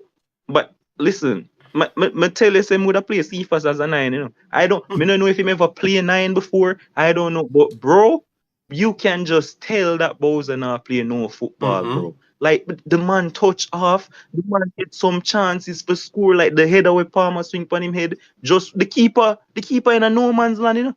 The man they all by himself, just knock the ball into the goal, him head it wide. One ball him controlling at the box, and I know the defenders were pressuring him, but the ball sit up nice pan the man right foot, him blaze it over the bar. Like Bowser missed probably about 3 clear chances in the game, and that's something we've been saying about him for a consistent while now. I mean, he was sharper probably a couple years ago or a year ago, but you can just tell that he's not much sharp. And honestly, he's right up there with being one of our worst players too. So I'm gonna probably give him a 4. Yeah, but you see that now because he have some decent stand. Yeah, but that is my problem, you know, because the link up play and the older play what he offers, it's the second best in the team behind Michail Antonio. Yeah. So even though he's not a goal scorer at this point, when in his best time, you know, he could have done better, you know. But you know, you can clearly see he's not playing football. But he offers something last night that really pinned back Haiti a few times, you know. So that's what I'm saying. Still saw that he did his good work, Ron, but he was not fit. No, I'm not give him more than a 5. I can go up to a 5, but I'm not give him more than a 5. 4 or 5. So I thought that he wasn't really good. And then for the coach, I thought no, Bobby Reid, you don't go Bobby Reid. Coach Grimm got a lot of stuff wrong in terms of Bobby Reid, you left out Bobby Reid, man. No one get the other man them a chance, man. Just give Bobby Reid as 6. I can't go through the analysis, but just give him a 6. I mean, the goal push it up a lot. It was a penalty and whatever. Him compose and send the keeper the wrong way. But the only can analyze it because I have to go run right now. But Coach Grimm, I just want to get to him. The changes and the starting 11 and him get a lot of things wrong for me. I know say the public are going to on him throat and a lot of the stuff that he says, especially after the games and thing, him really get a lot of things wrong. And the thing that amazes me though, even though him get things wrong, we still came out and we earned a draw from the game. People might blame him for the start that we have, but me I blame the players because I thought that they came out. I thought we were playing well, and we just 2 goals just come out of nowhere. I don't understand. And then he adjusted. We get the penalty, we get the goal and thing, but I'm probably going to give him. I'm going to give him a 5 as well. I thought it was a pretty average coaching performance by him, but him earn a draw in the game, and you can put that down to Haiti missing chances, but we miss our chances as well. So I'm going to give him a 5. Him need for work on a lot of stuff. Like me I go start the Daniel Johnson brigade, and me not understand what him and the man have and why the man not play. But clearly, you can see clearly Daniel Johnson has to be in this team, brother. So may I give him a 5. All right. So may I go and listen, big up on yourself, big up the panel. All right, thanks for being here. All right, yeah, man. So the other man, they will just get in The KC Palmer, everybody give them rating on KC Palmer. Then we just move on to the two front players them. So let we deal with two. So Jamaica gonna jump in and then take the two players them, Shamar Nicholson and Bobby Reid at once. And Casey Palmer. Yeah man, you can get KC Palmer as well. Alright, Casey Palmer. Where's the Hello? Jamaica gonna? Yeah, may I say, boy, Shaman never look good, brother. Alright. Shaman, boy, the man look good, brother. Me I give the man a 3 out of 10, brother. The man perform good at all. I mean, me like the work when put in. So let's rock up that to let's say a 4. Yeah. Yeah, let's rock up that to let's say a 4. I was watching back some reels a while ago and, while you guys were while Demarai attack. And I will step up Casey Palmer to a 6. But brother, me not like how Shamar look. Shamar look good, brother. Him not look good, him not look effective. I think Bobby Reid had a decent game. They scored. It's well taken penalties, so I think he probably get a 6 in my view as well. But yeah, the person who I'm really disappointed in is Shamar. I'm hoping that we can see better from him because we really are gonna be dependent on him moving forward because we have a lack of strikers who no injure, not get called up, and them look at something there. So we definitely are gonna need him because of his apparent availability currently. Say Raynham there is the high risk striker. So on every game a man can get forward. So we have to kind of understand that, within age is importance to his club team as well. Yeah. That are paying him. So we have to be cognizant of that. But him we have to depend upon and him not look like him ready to take up the mantle. You know what I mean? So yeah, that is it. All right. So go ahead, Dan, and then Jason take it over for the next two players, and then we'll go on the bench. Yeah. I just think he need more game, and these home game I think is kind of a little pressure upon him when he just coming in and everything will go around in the team. But the first game him they look average playing, but I think the second game him kind of see what him can do. I really sure like him gain like confidence now. That second game here, and the more him play, you're gonna see a better game for him. And if him get play on better fields as well. And the thing with Bowser, there's no warrior spirit. Bowser come from jungle. I not see that junglist thing about Bowser. None at all. Yes, Bowser get too rich. So, could be like no one do the call.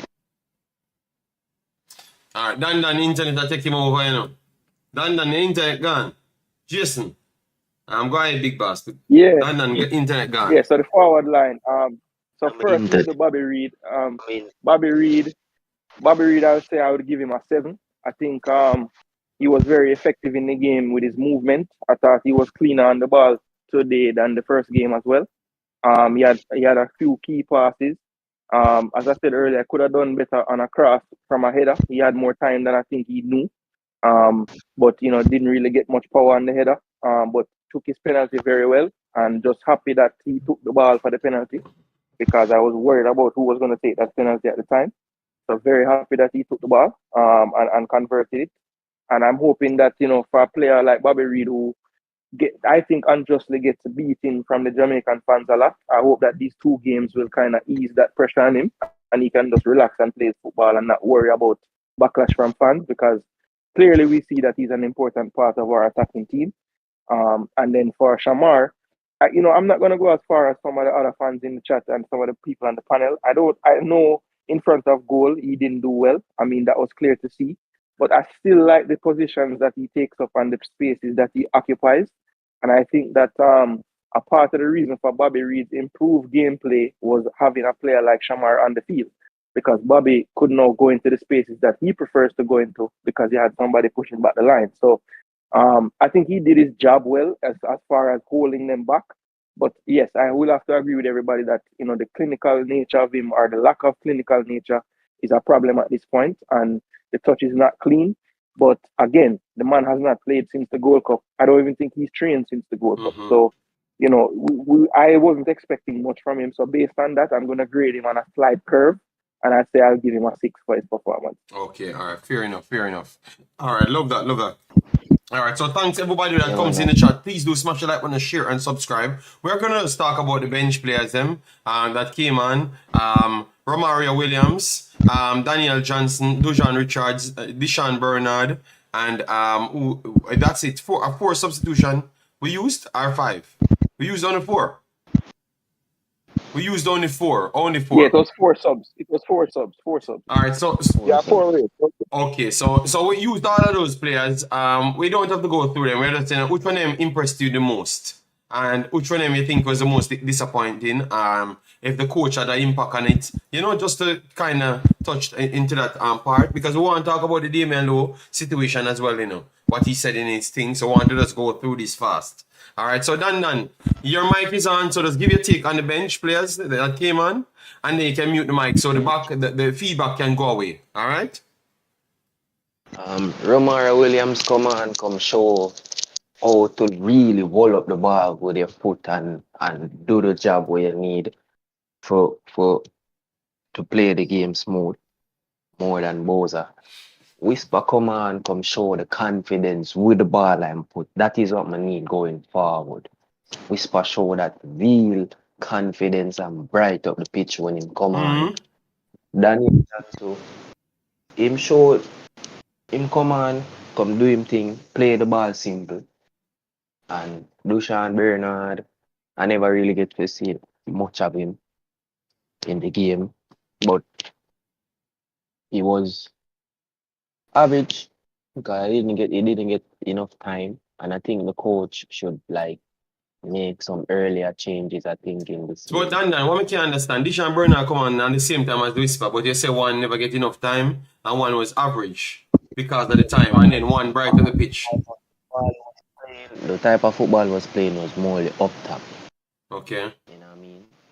I think I see one tackle with him where Haiti get a chance and he make a foul like that. Yeah, that one was very important. Oh, when he took the yellow card. So that's the only challenge thing. Okay. All right. So let me put up his stats because he touched the ball. He had duels. He had a lot of things happening, and it's surprised that you saw Whisper's things happening because Whispers had the 18 touches of the ball. He had 10. I was over that side where Whisper was. But okay. As I said, the ball game was morely.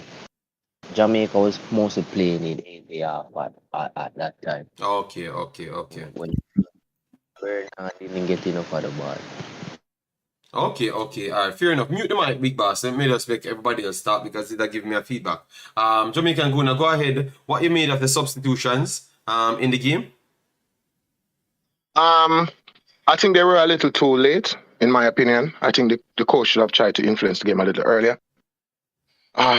But in all, I think they were mostly like for like.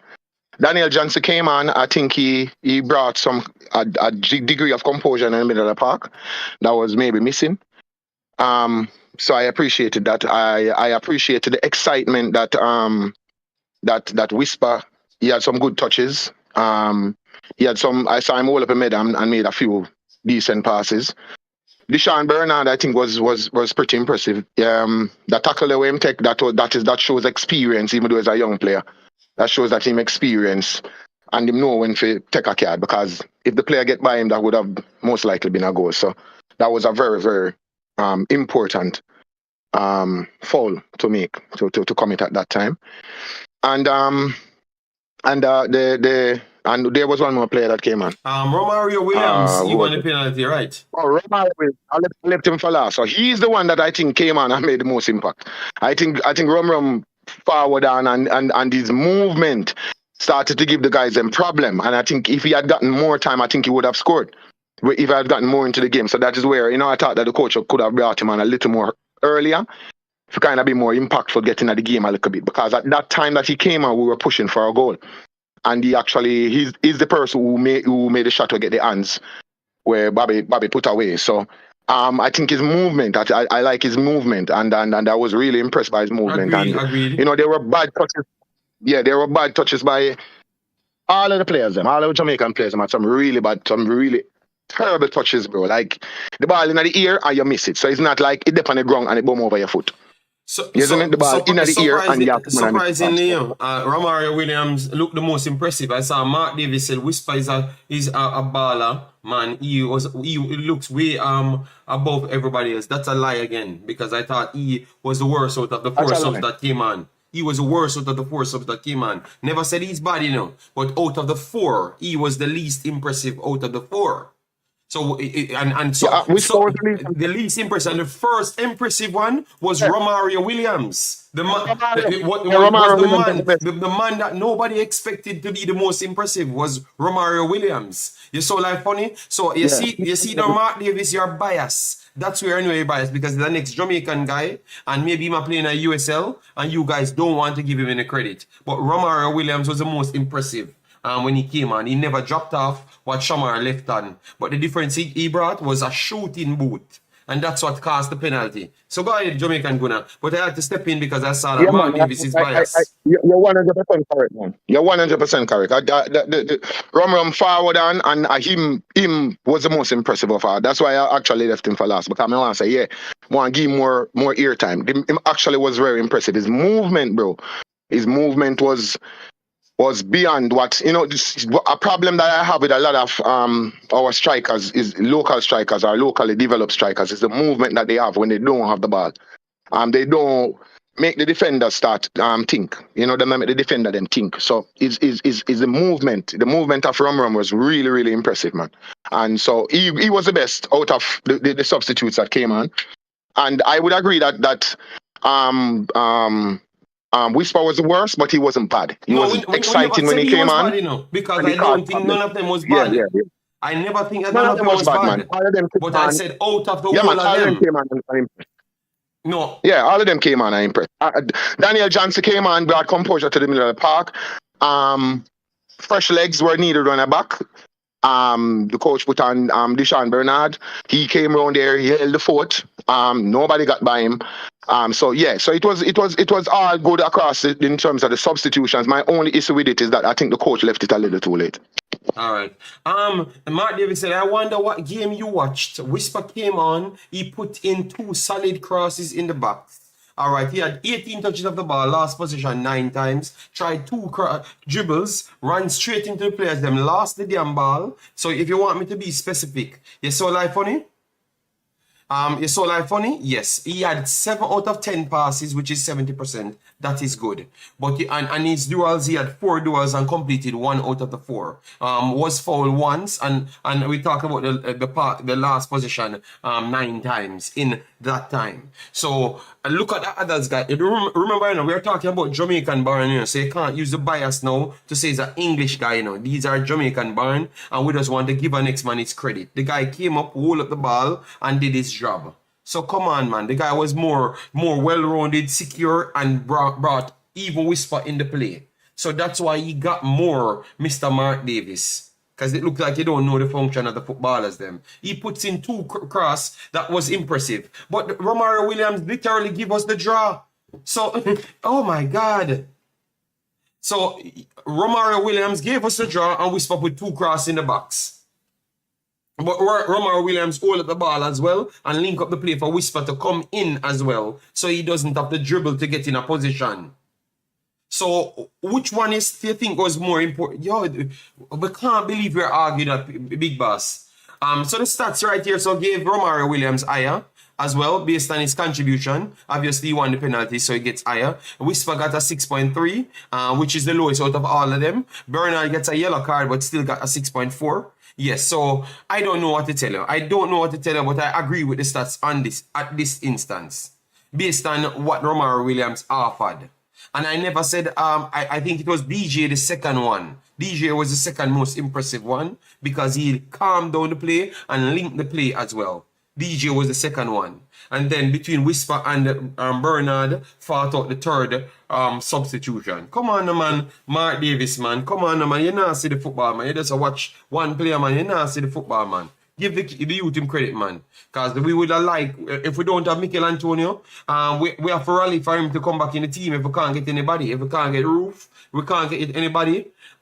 Get somebody back in the team. You get him back in the team, Because sometimes we give the man them slack. Jamaican Goon and Jason, Dan, because the man them come from the USL. But it's what you're doing.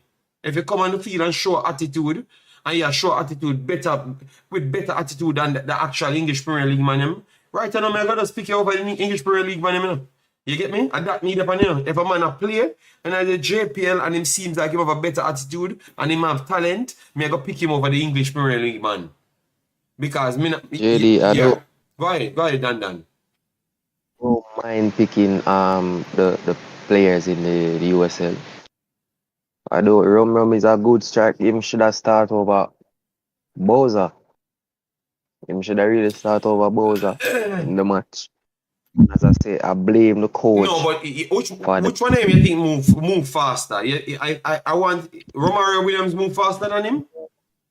Romario Williams is faster than Bowser. Bowser slow like snail, bro. I'm not sure which of them cover the ground faster, you know. Me think both of them look similar, you know, and I thought that Bowser brought the energy. Me think he tried to take away the energy from Bowser. He brought the energy, man, and he held his line, he did his job, aside from scoring the damn goals. So you can't just beat him so one way.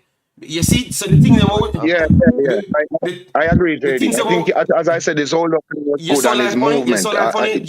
Jamaica gonna look at we just like the man in the chat just like give whisper credit for what Bowser that do too as well, and we say that that's the standard way I do, but we need some goals from him. So why him can't get no credit for what him do and actually link up the play as well? So I like how the people evaluate things because them not give him credit for linking up the play. Remember, so without him, you know, we look like a fish out of water against Honduras, you know. With Honduras, you know, Jamaican Guna, when we don't have a striker, you know. We can't link the play. Everybody just run up and down like a madman and Honduras does a walk through midfield. We have a striker today. Yeah. Yeah, we need a focal point in order to. Remember, I said during that match, you know, for parts of the match, Bobby Reid play forward. Yeah, Bobby Reid was a forward, you know, and now and him small, him have the height, and you know, so yeah, we need Bowser, bro. We need Bowser to be firing and cylinders moving forward because as we said. Michail Antonio now go there, and we as I said this to you previously on our previous conversation, JD, when we're on live one night time. I'm gonna say to you, so moving forward, we're gonna have to be looking. We have to go search for some strikers, bro. We have to search for some strikers. So because we know Michail Antonio age out, and then we are dependent on Bowser and him now fire right now. So. You know, but his movement, bro, his movement and his experience is essential. I think it was good. I think only thing that was missing from this game yesterday was probably a goal or two, because him should have scored. You know what I mean? But otherwise, some that he did work. But a striker is paid to score goals. So when you don't score, then you have to just take the beating away again. All right, fair enough. I think the case is, but we don't need that big chopped in striker up top for the ball game that we playing. We need players that are flexible, that can just switch and get past the defender quick and fast. We're not playing, they said we're playing direct football. And we're going and we're using our speed. We don't need that type of play. Bowser up there. We need Dan.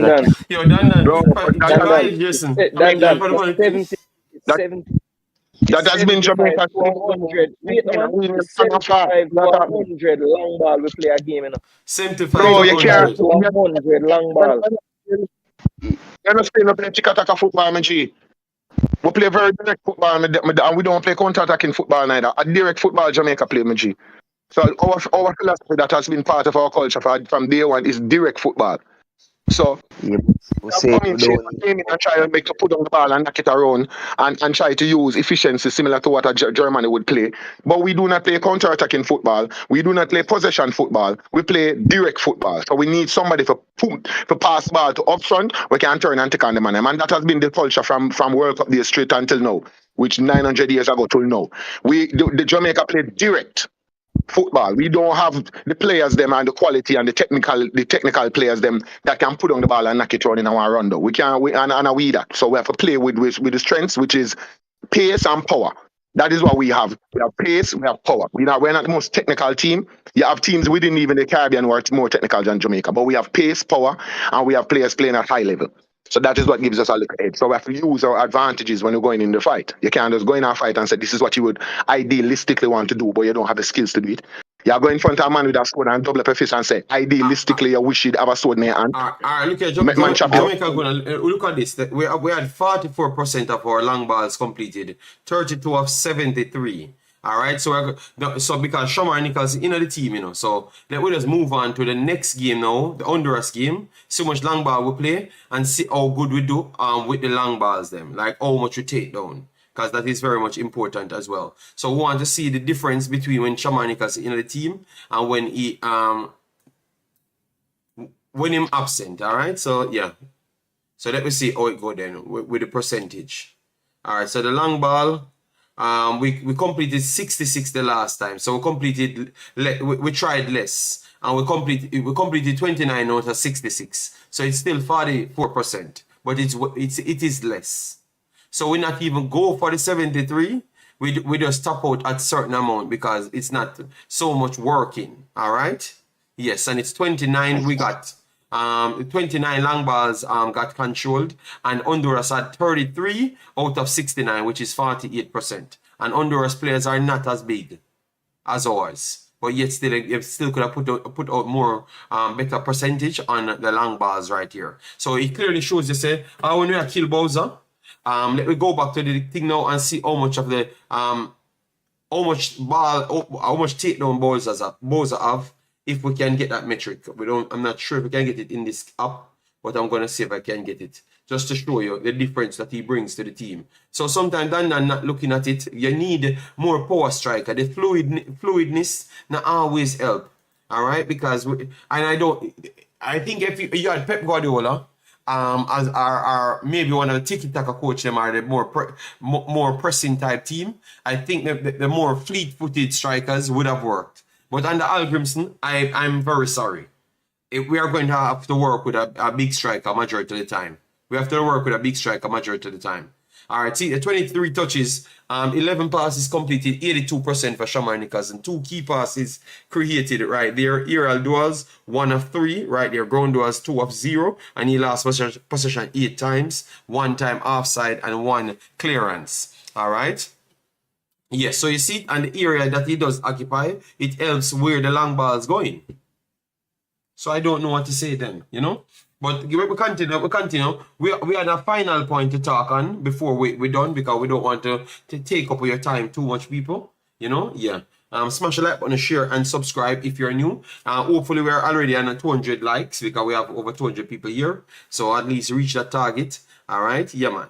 So Damien Lowe, Jamaican Guna. This is the last point. Damien Lowe had an interview, and he talked on him and Javelin Brown was not in the best condition. Like, as in, maybe they are carrying an injury or something. We brought in, we have to trickle back to the conversation, because Javelin Brown was not selected first. Right, he selected second after we knowing that Lamekis is not coming in. So that means Gray could not be impressive, because if Javelin Brown played both games and he's carrying a knock, how would that look? And it looks like they believe that they're carrying a knock from before the tournament start. So why is it we're picking players that's carrying a knock? And is that not a next way to look at the coach as well? No, that's a very, very important question.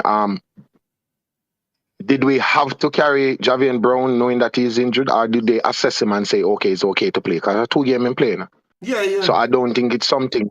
It may be a strain or maybe a slight little bruise or something, but I don't think it's something serious if they allowed him to play 2 games. And he played the entirety of both. He came off in the first game? He came off in the first one. Yeah, he came off in the first game. Yeah, he came off in the first game. So yeah, but I say if that be the case and the coach played him, I understand though why what Lamekis said about injury? They said Lamekis picked up an injury right at the final game, but I saw nothing. But they said that that's the case, so I don't know. I don't know if Maybe, yeah. The final the final game No, of after him come what, off Gold the Cup? field. After him come off the field. In an actual match. Oh, okay. Yeah, in the getting them car kind of funny in the parking lot and pull something because it wasn't during the game.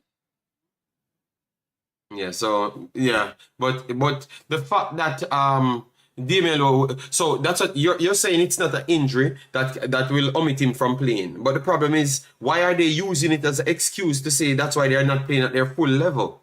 And why are we using players that can't go up to their full level? Because that's what Damien Lowe said here. He's not going to use it as an excuse, but they're carrying nickels and stuff. You understand me?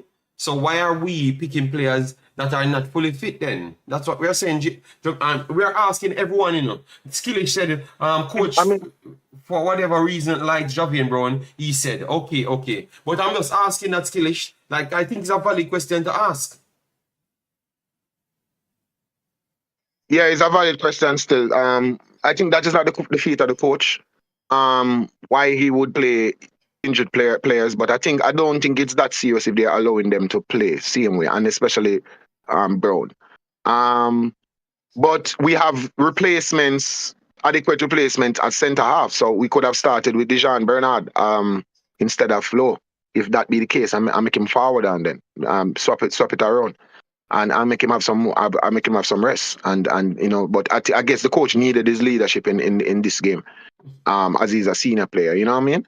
So you know, but let me just chip in this before the show done. I think we have got ourselves a BBRC player named Rupert, you know, my brother. Yo, Rupert, I want general in Ramadan. Bro, the man is so impressive, bro. He's like, yeah, brother. Like, we have been, brother, you know how much years more I say I sent off where no say, yo, I play at the highest level and him doing it pan him club and him come on national team and him a do it too. Bro, him thriving at them environment, yeah, brother. The man seem like him the only man have a good touch and him man is a centre half. In the game, like him played a different ball than everybody else, brother. So kudos to the baller, big up Ethan Pinnock, very impressive game. 2 games as well, very impressive 2 games, and long may it continue. You know what I mean? Yeah. All right, so let me take some comments because Tahir said, JD, what is the grade you give the coach so far? 0 out of 100. Hopefully, I can get an answer and not got blocked or put in timeout. Just why would I put you in timeout for asking a question? Is it you sure I would put you in timeout for those things? I've never done those things.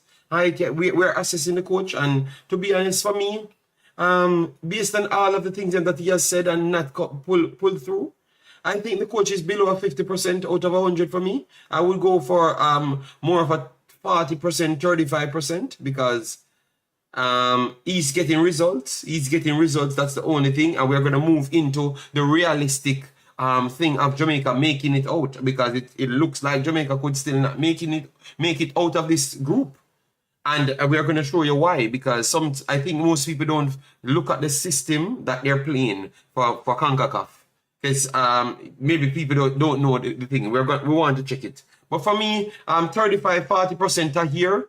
I would give him, you know. I got on the coach before and got put on timeout. No, Tahir, I will never do that, man. I always you ask a question once people gonna be disrespectful. I ain't timing out nobody, man. I can't be on this channel. It has to be somewhere else. Yeah. It has to be somewhere else. I will stick it there. It has to be somewhere else, not here.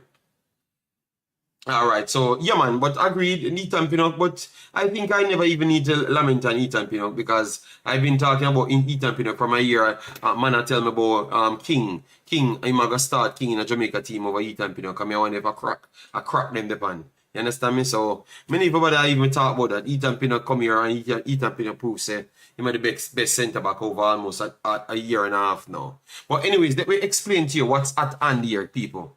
Because it looks like people keep on not knowing the rules of this new Nations League. It's for the Copa America. first and second gets a chance to go through to the next round to meet the next 4. So it's a final 8. All right.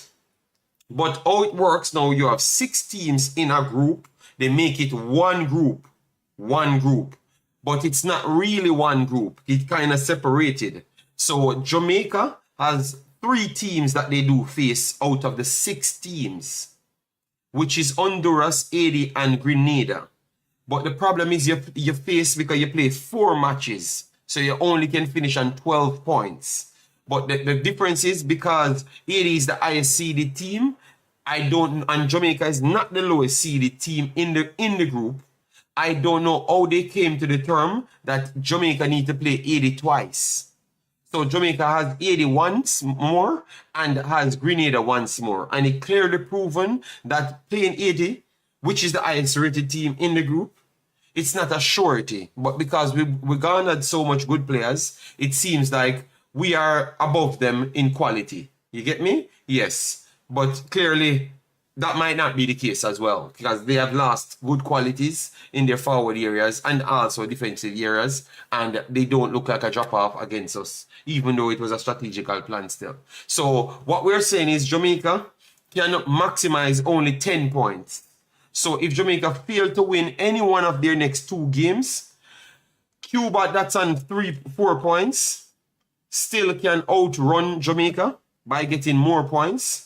But the difference is Cuba and Honduras will be playing a double match. So Cuba has to get over 3 points to surpass Jamaica, right?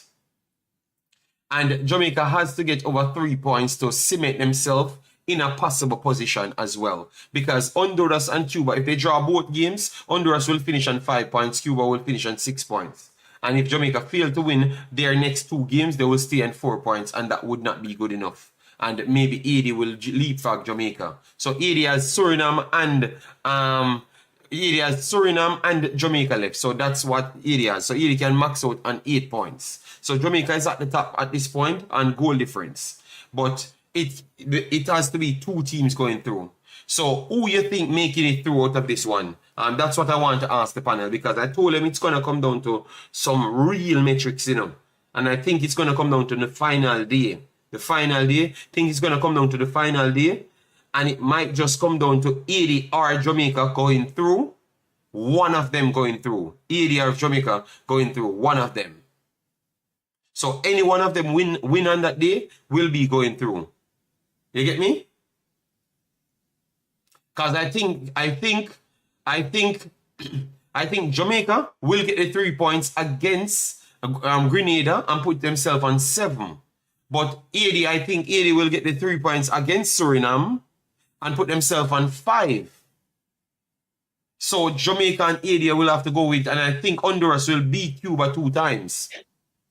So Honduras will finish on 8 points. No, Honduras will finish on 9 points.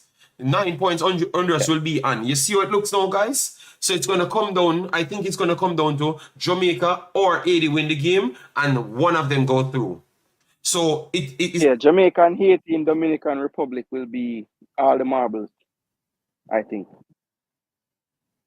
So I answer your question, JD. Yes. I think Jamaica will go through. I think the team is progressively getting better. And more of these players gel and play and communicate and link up, and there's a good energy within the camp. So I'm sure that when the players are not on international duty, they will be linking up with each other and a reason and everything, and that creates a good energy on the field as well. So I think the team is progressively getting better. So I think by the next match, because this second match was better than the first, so I think we're getting better, and even though they have the reputation for being choke artists, Haiti is a team. They are no walkovers. They are very physical. They are very strong. They are very quick, and they are technical players as well. So they are no walkover team. Regardless of the fact that we have way better quality players in terms of players playing in bigger leagues across the world, by sheer numbers, but they are no walkovers, as we can see. They got a lot of chances to put us away yesterday, and it just didn't fall for them. Luckily for us. When you're I really lucky that Jamaica gonna, because no, we still have the advantage. Yeah, I was just watching back some of the highlights. Watching back the match and looking scrolling through the match quick and fast and bro, them get enough chance, brother. I want to put on a VPN and go watch the match. The man get over chance, brother. The man could have done no money, man. You do me? So not take it light. And it's not like is we have a frail defense, but they have a specific way of playing. You know what I mean? They play counter-attacking football. So once we put a lot of players forward, they're gonna try and get and hit the ball behind. So we have to just be careful of that. But that is no walkover team, brother. I don't in Concacaf.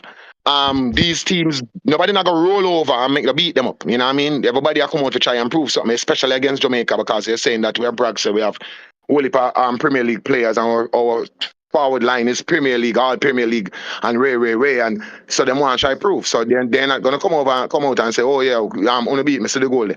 You know what I mean? They might come out to try to do the money. So we have to be very careful and cognizant of that. But at the end of the day, I think so we will qualify. I think we will get out of this group. I think we have the quality. But me try to tell you, me try to show the people when the draw put we in, because even when they will win the next game against Grenada, which is going to be we still have to win the next game, or at least don't make 80 win that game in order to make it out. So that makes sure. If 80 win the other game, they will say 80 beat Suriname. Yes. They will go to 5 points. Yes. If Jamaica beat, we'll go to 7 Yes. points. And then if we back 80 again, and we draw against them. That's the thing. If we look at draw, we can afford to draw, but if we lose, we're done, because them are going to go above us. Because we can't lose. What you never calculate, Honduras and Cuba. If Cuba win one of the Honduras matches, them already up on 7 points.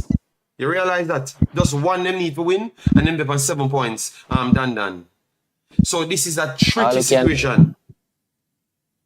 We can just pray for the for them to match a draw as well. You don't know. Yeah, but we don't want to go. We shouldn't have. That's my problem. We don't want to rely upon other people. We want to just beat up the team. Yeah, brother.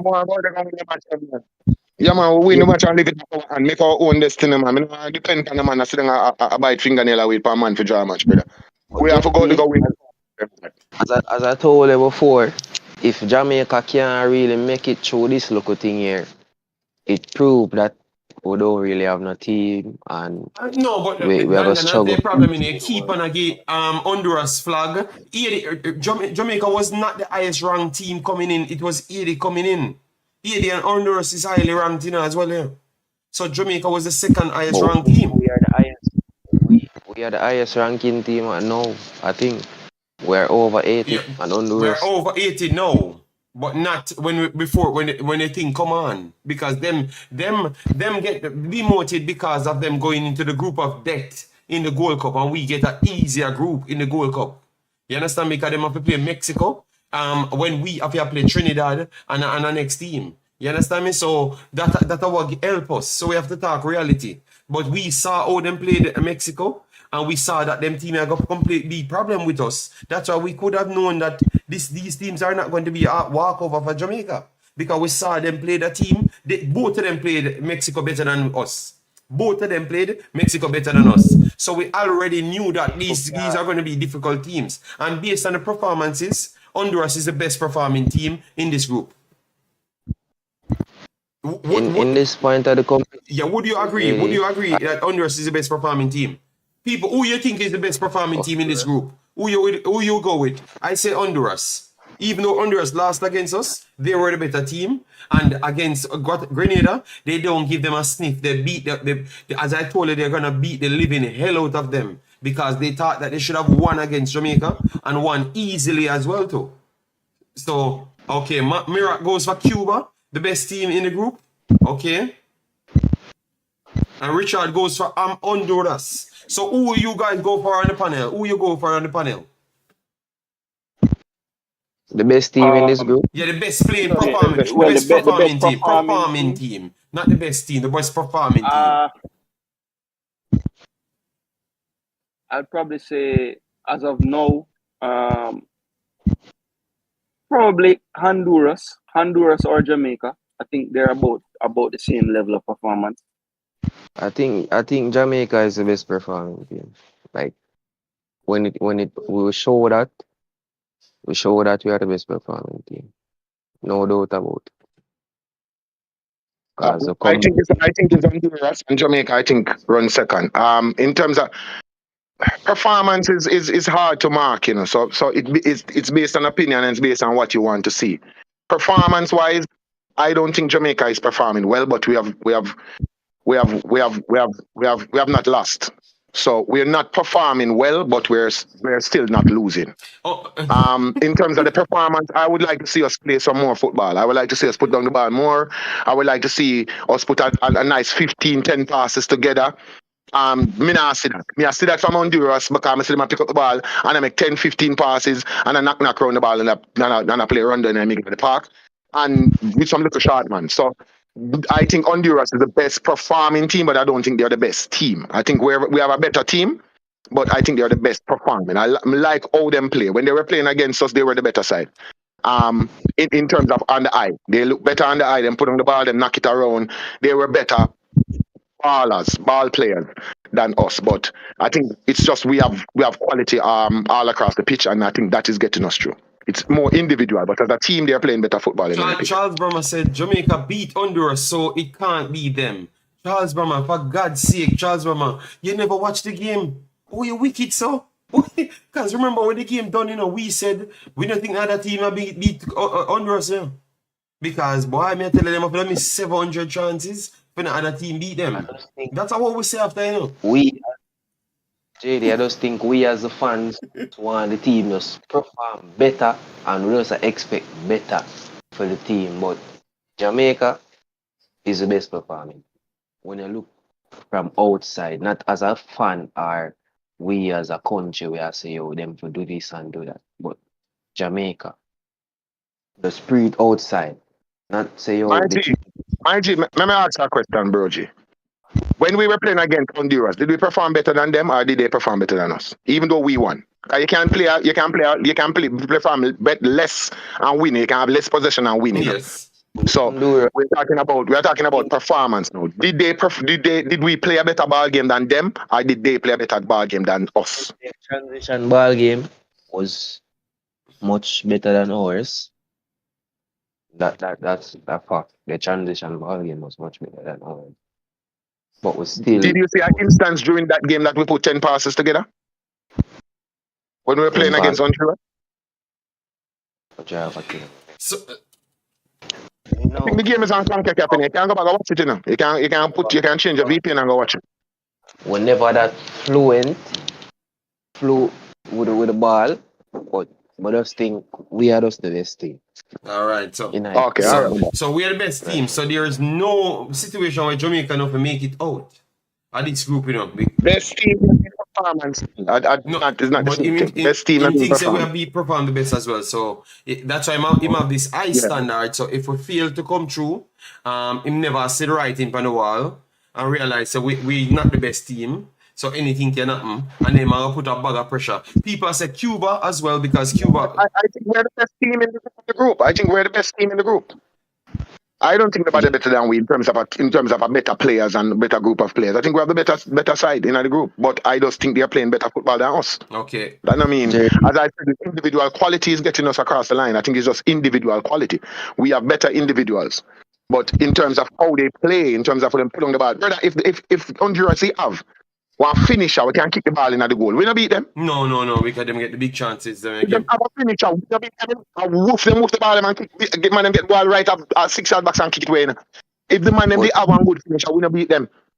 You understand what I say? So we are better players, but I think performance-wise, in terms of how they move the ball around, they're performing better. I think they're the best performing team, but I don't think they're the best. I think Jamaica is the best team, but I don't think we're the best performing team. Let me make that clear. All right. So what we you're on there, Dan? You want me to talk? Remember the tell you before from the Gold Cup? Because you bring up this thing in the Gold Cup and you say, oh, it's kind of hard for Jamaica. Why them do this to it?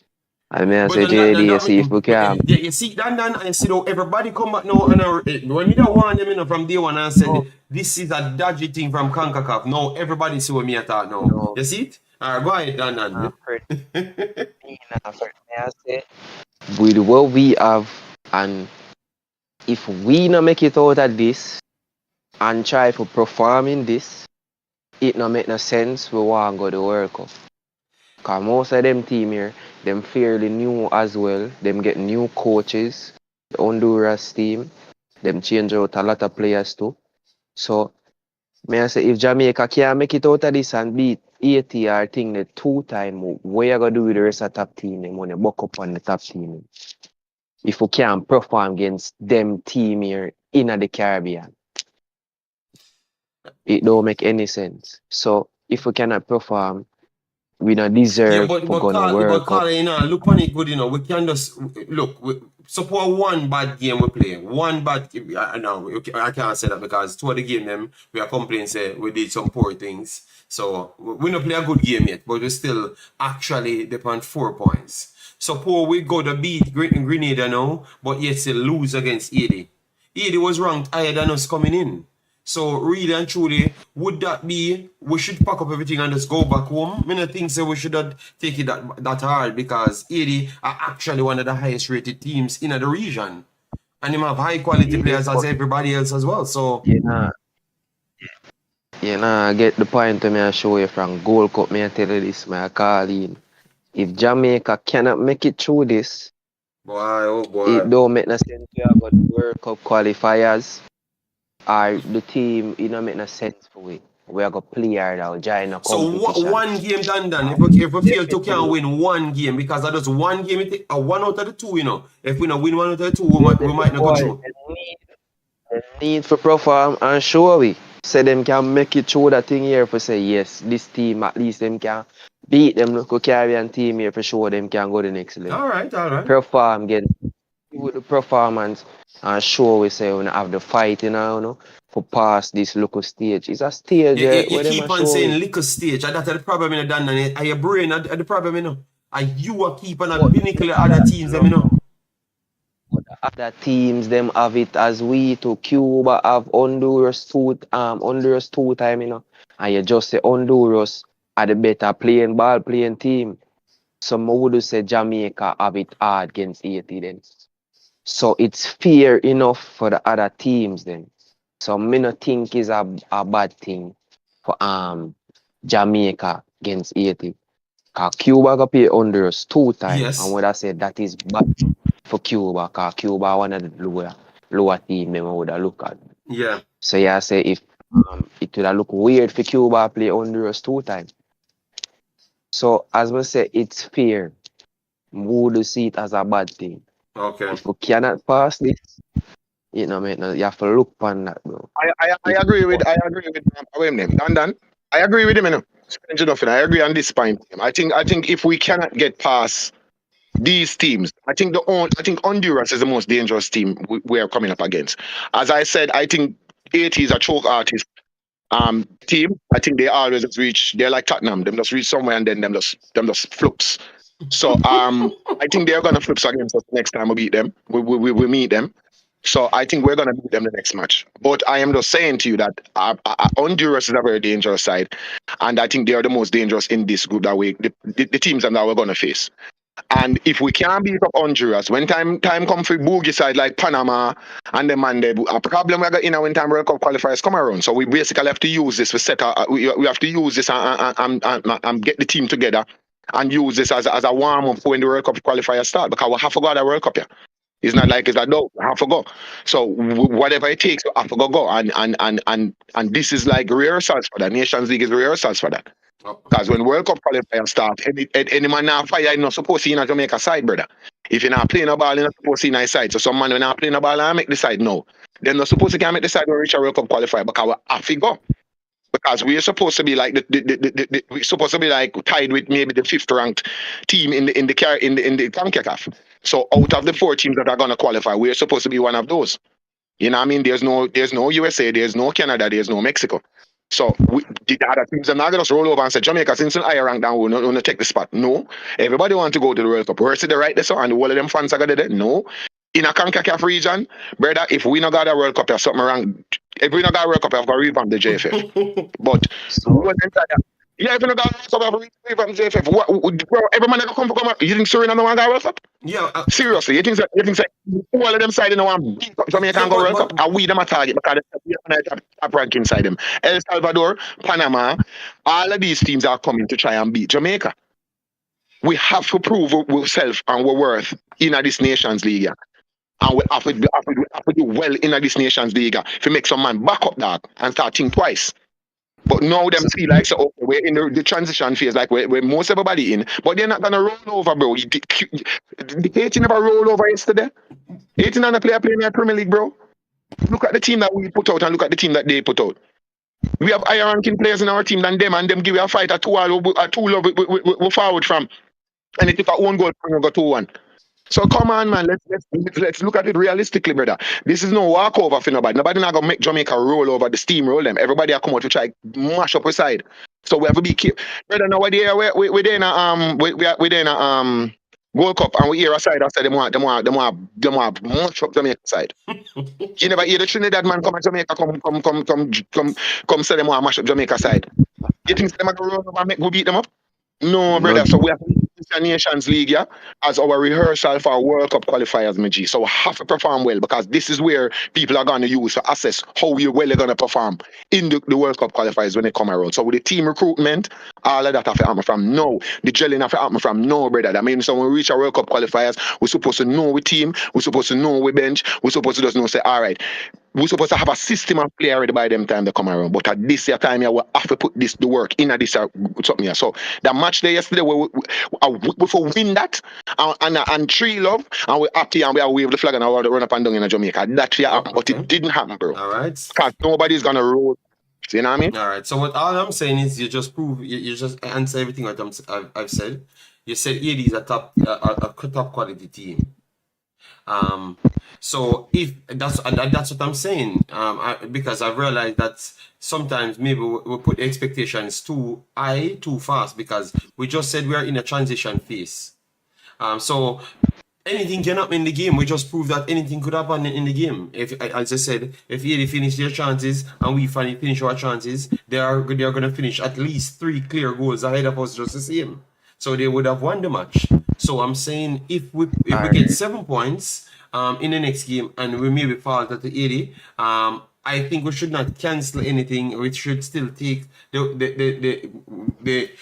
knowledge from there and try regroup to work on it. That's all I'm saying. I still expect that Jamaica should get it better the next time around. And if Michail Antonio is there, it had something different, and Jamaica might still be the favorites. But they are going to add Pura and Duck and Nazan, so they are going to even be better just the same. You know, so it's just every team has their people to call on, and it's going to make them better. So I expect it to come down to the final day for Jamaica to qualify. I believe so, because I think we have seen Suriname. Suriname can pose some problems because they can bring in Shower Becker and one more player as well, two more players. So that can be. So we have to open Suriname to get even a draw against 80, so we can get a smooth sail then. But anything can happen on the day, you know, because I don't see the team that solid for me to say that they're going to steamroll everyone. I understand about the personnels, that we have top personnels, but I do believe that the other teams have top personnels as well. It's not everyone get a chance to go in the Premier League, you know, not because they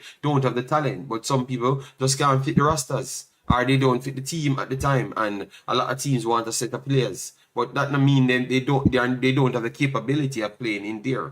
Maybe some teams just want to go a different direction, you know, and some people outside playing for other European teams, competing in Champions League, and they're in the region. So they are playing for other top clubs, you know. They are playing for other top clubs, so they are not a soft type of player, not because they're not in the Premier League. No.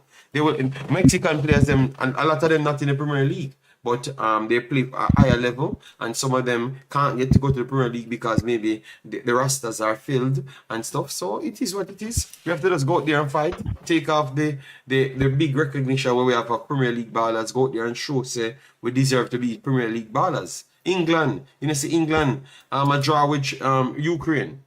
You understand me? Obviously, Ukraine has Premier League ballers on it, but it's not predominantly Premier League ballers, and they are not as strong as England, but they still come out and fight hard, and England don't win the match. You know, they have Harry Maguire. I don't know what type of baller he is still. So let me not let me not use that, you know? Yes. Ala Madrid said Jamaica is carrying too many passengers. As far as I see, it's only 7 players were playing against Haiti last night. You know, said that one of the realest comment me see. Ala Madrid, The one of the realest you're comment the me see. most real, Because comment of the day. Comment of the that is day the right comment of there. the day, you know, because I think that is Jamaica's problem, you know.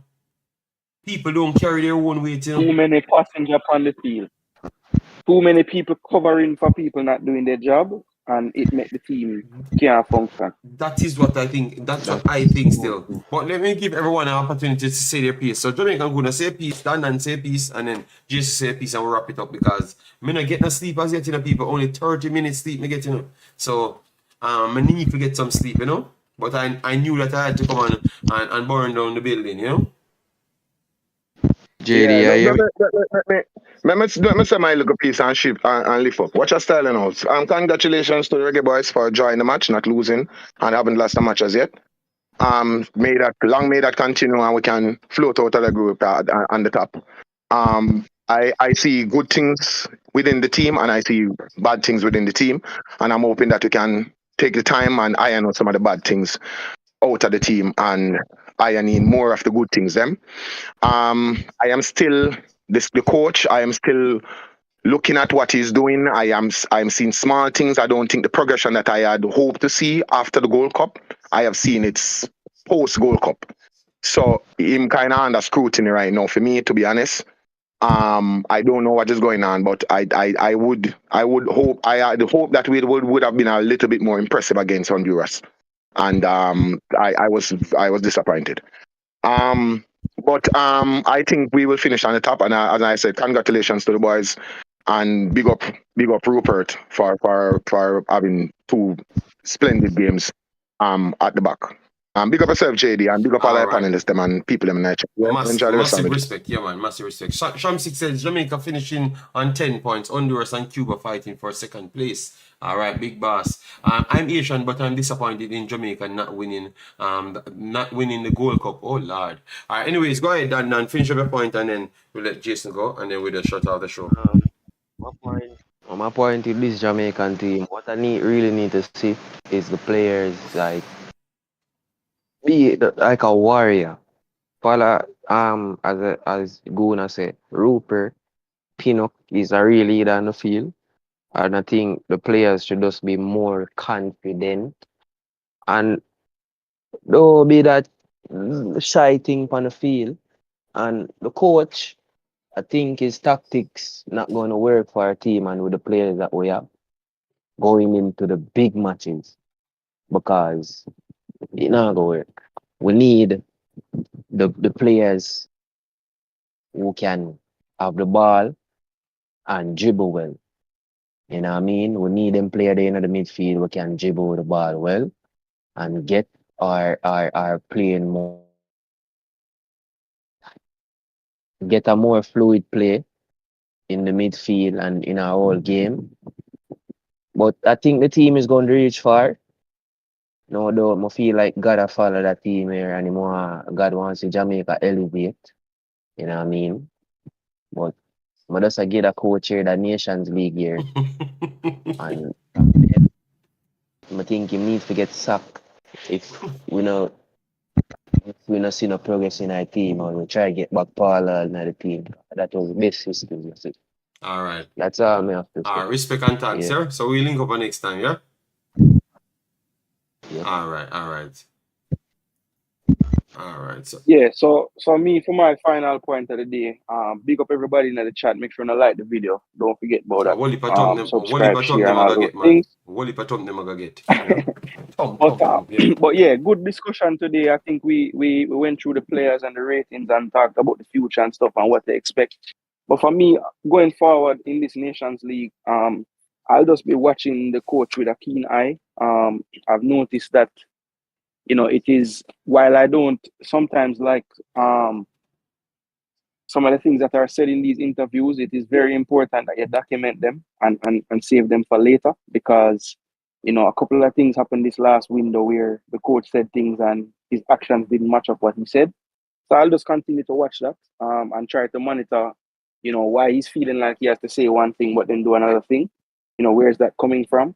I remember his first press conference to the public in Jamaica. One of the things that JD and I pointed out that we both liked was how direct he was sounding and how matter of fact he was.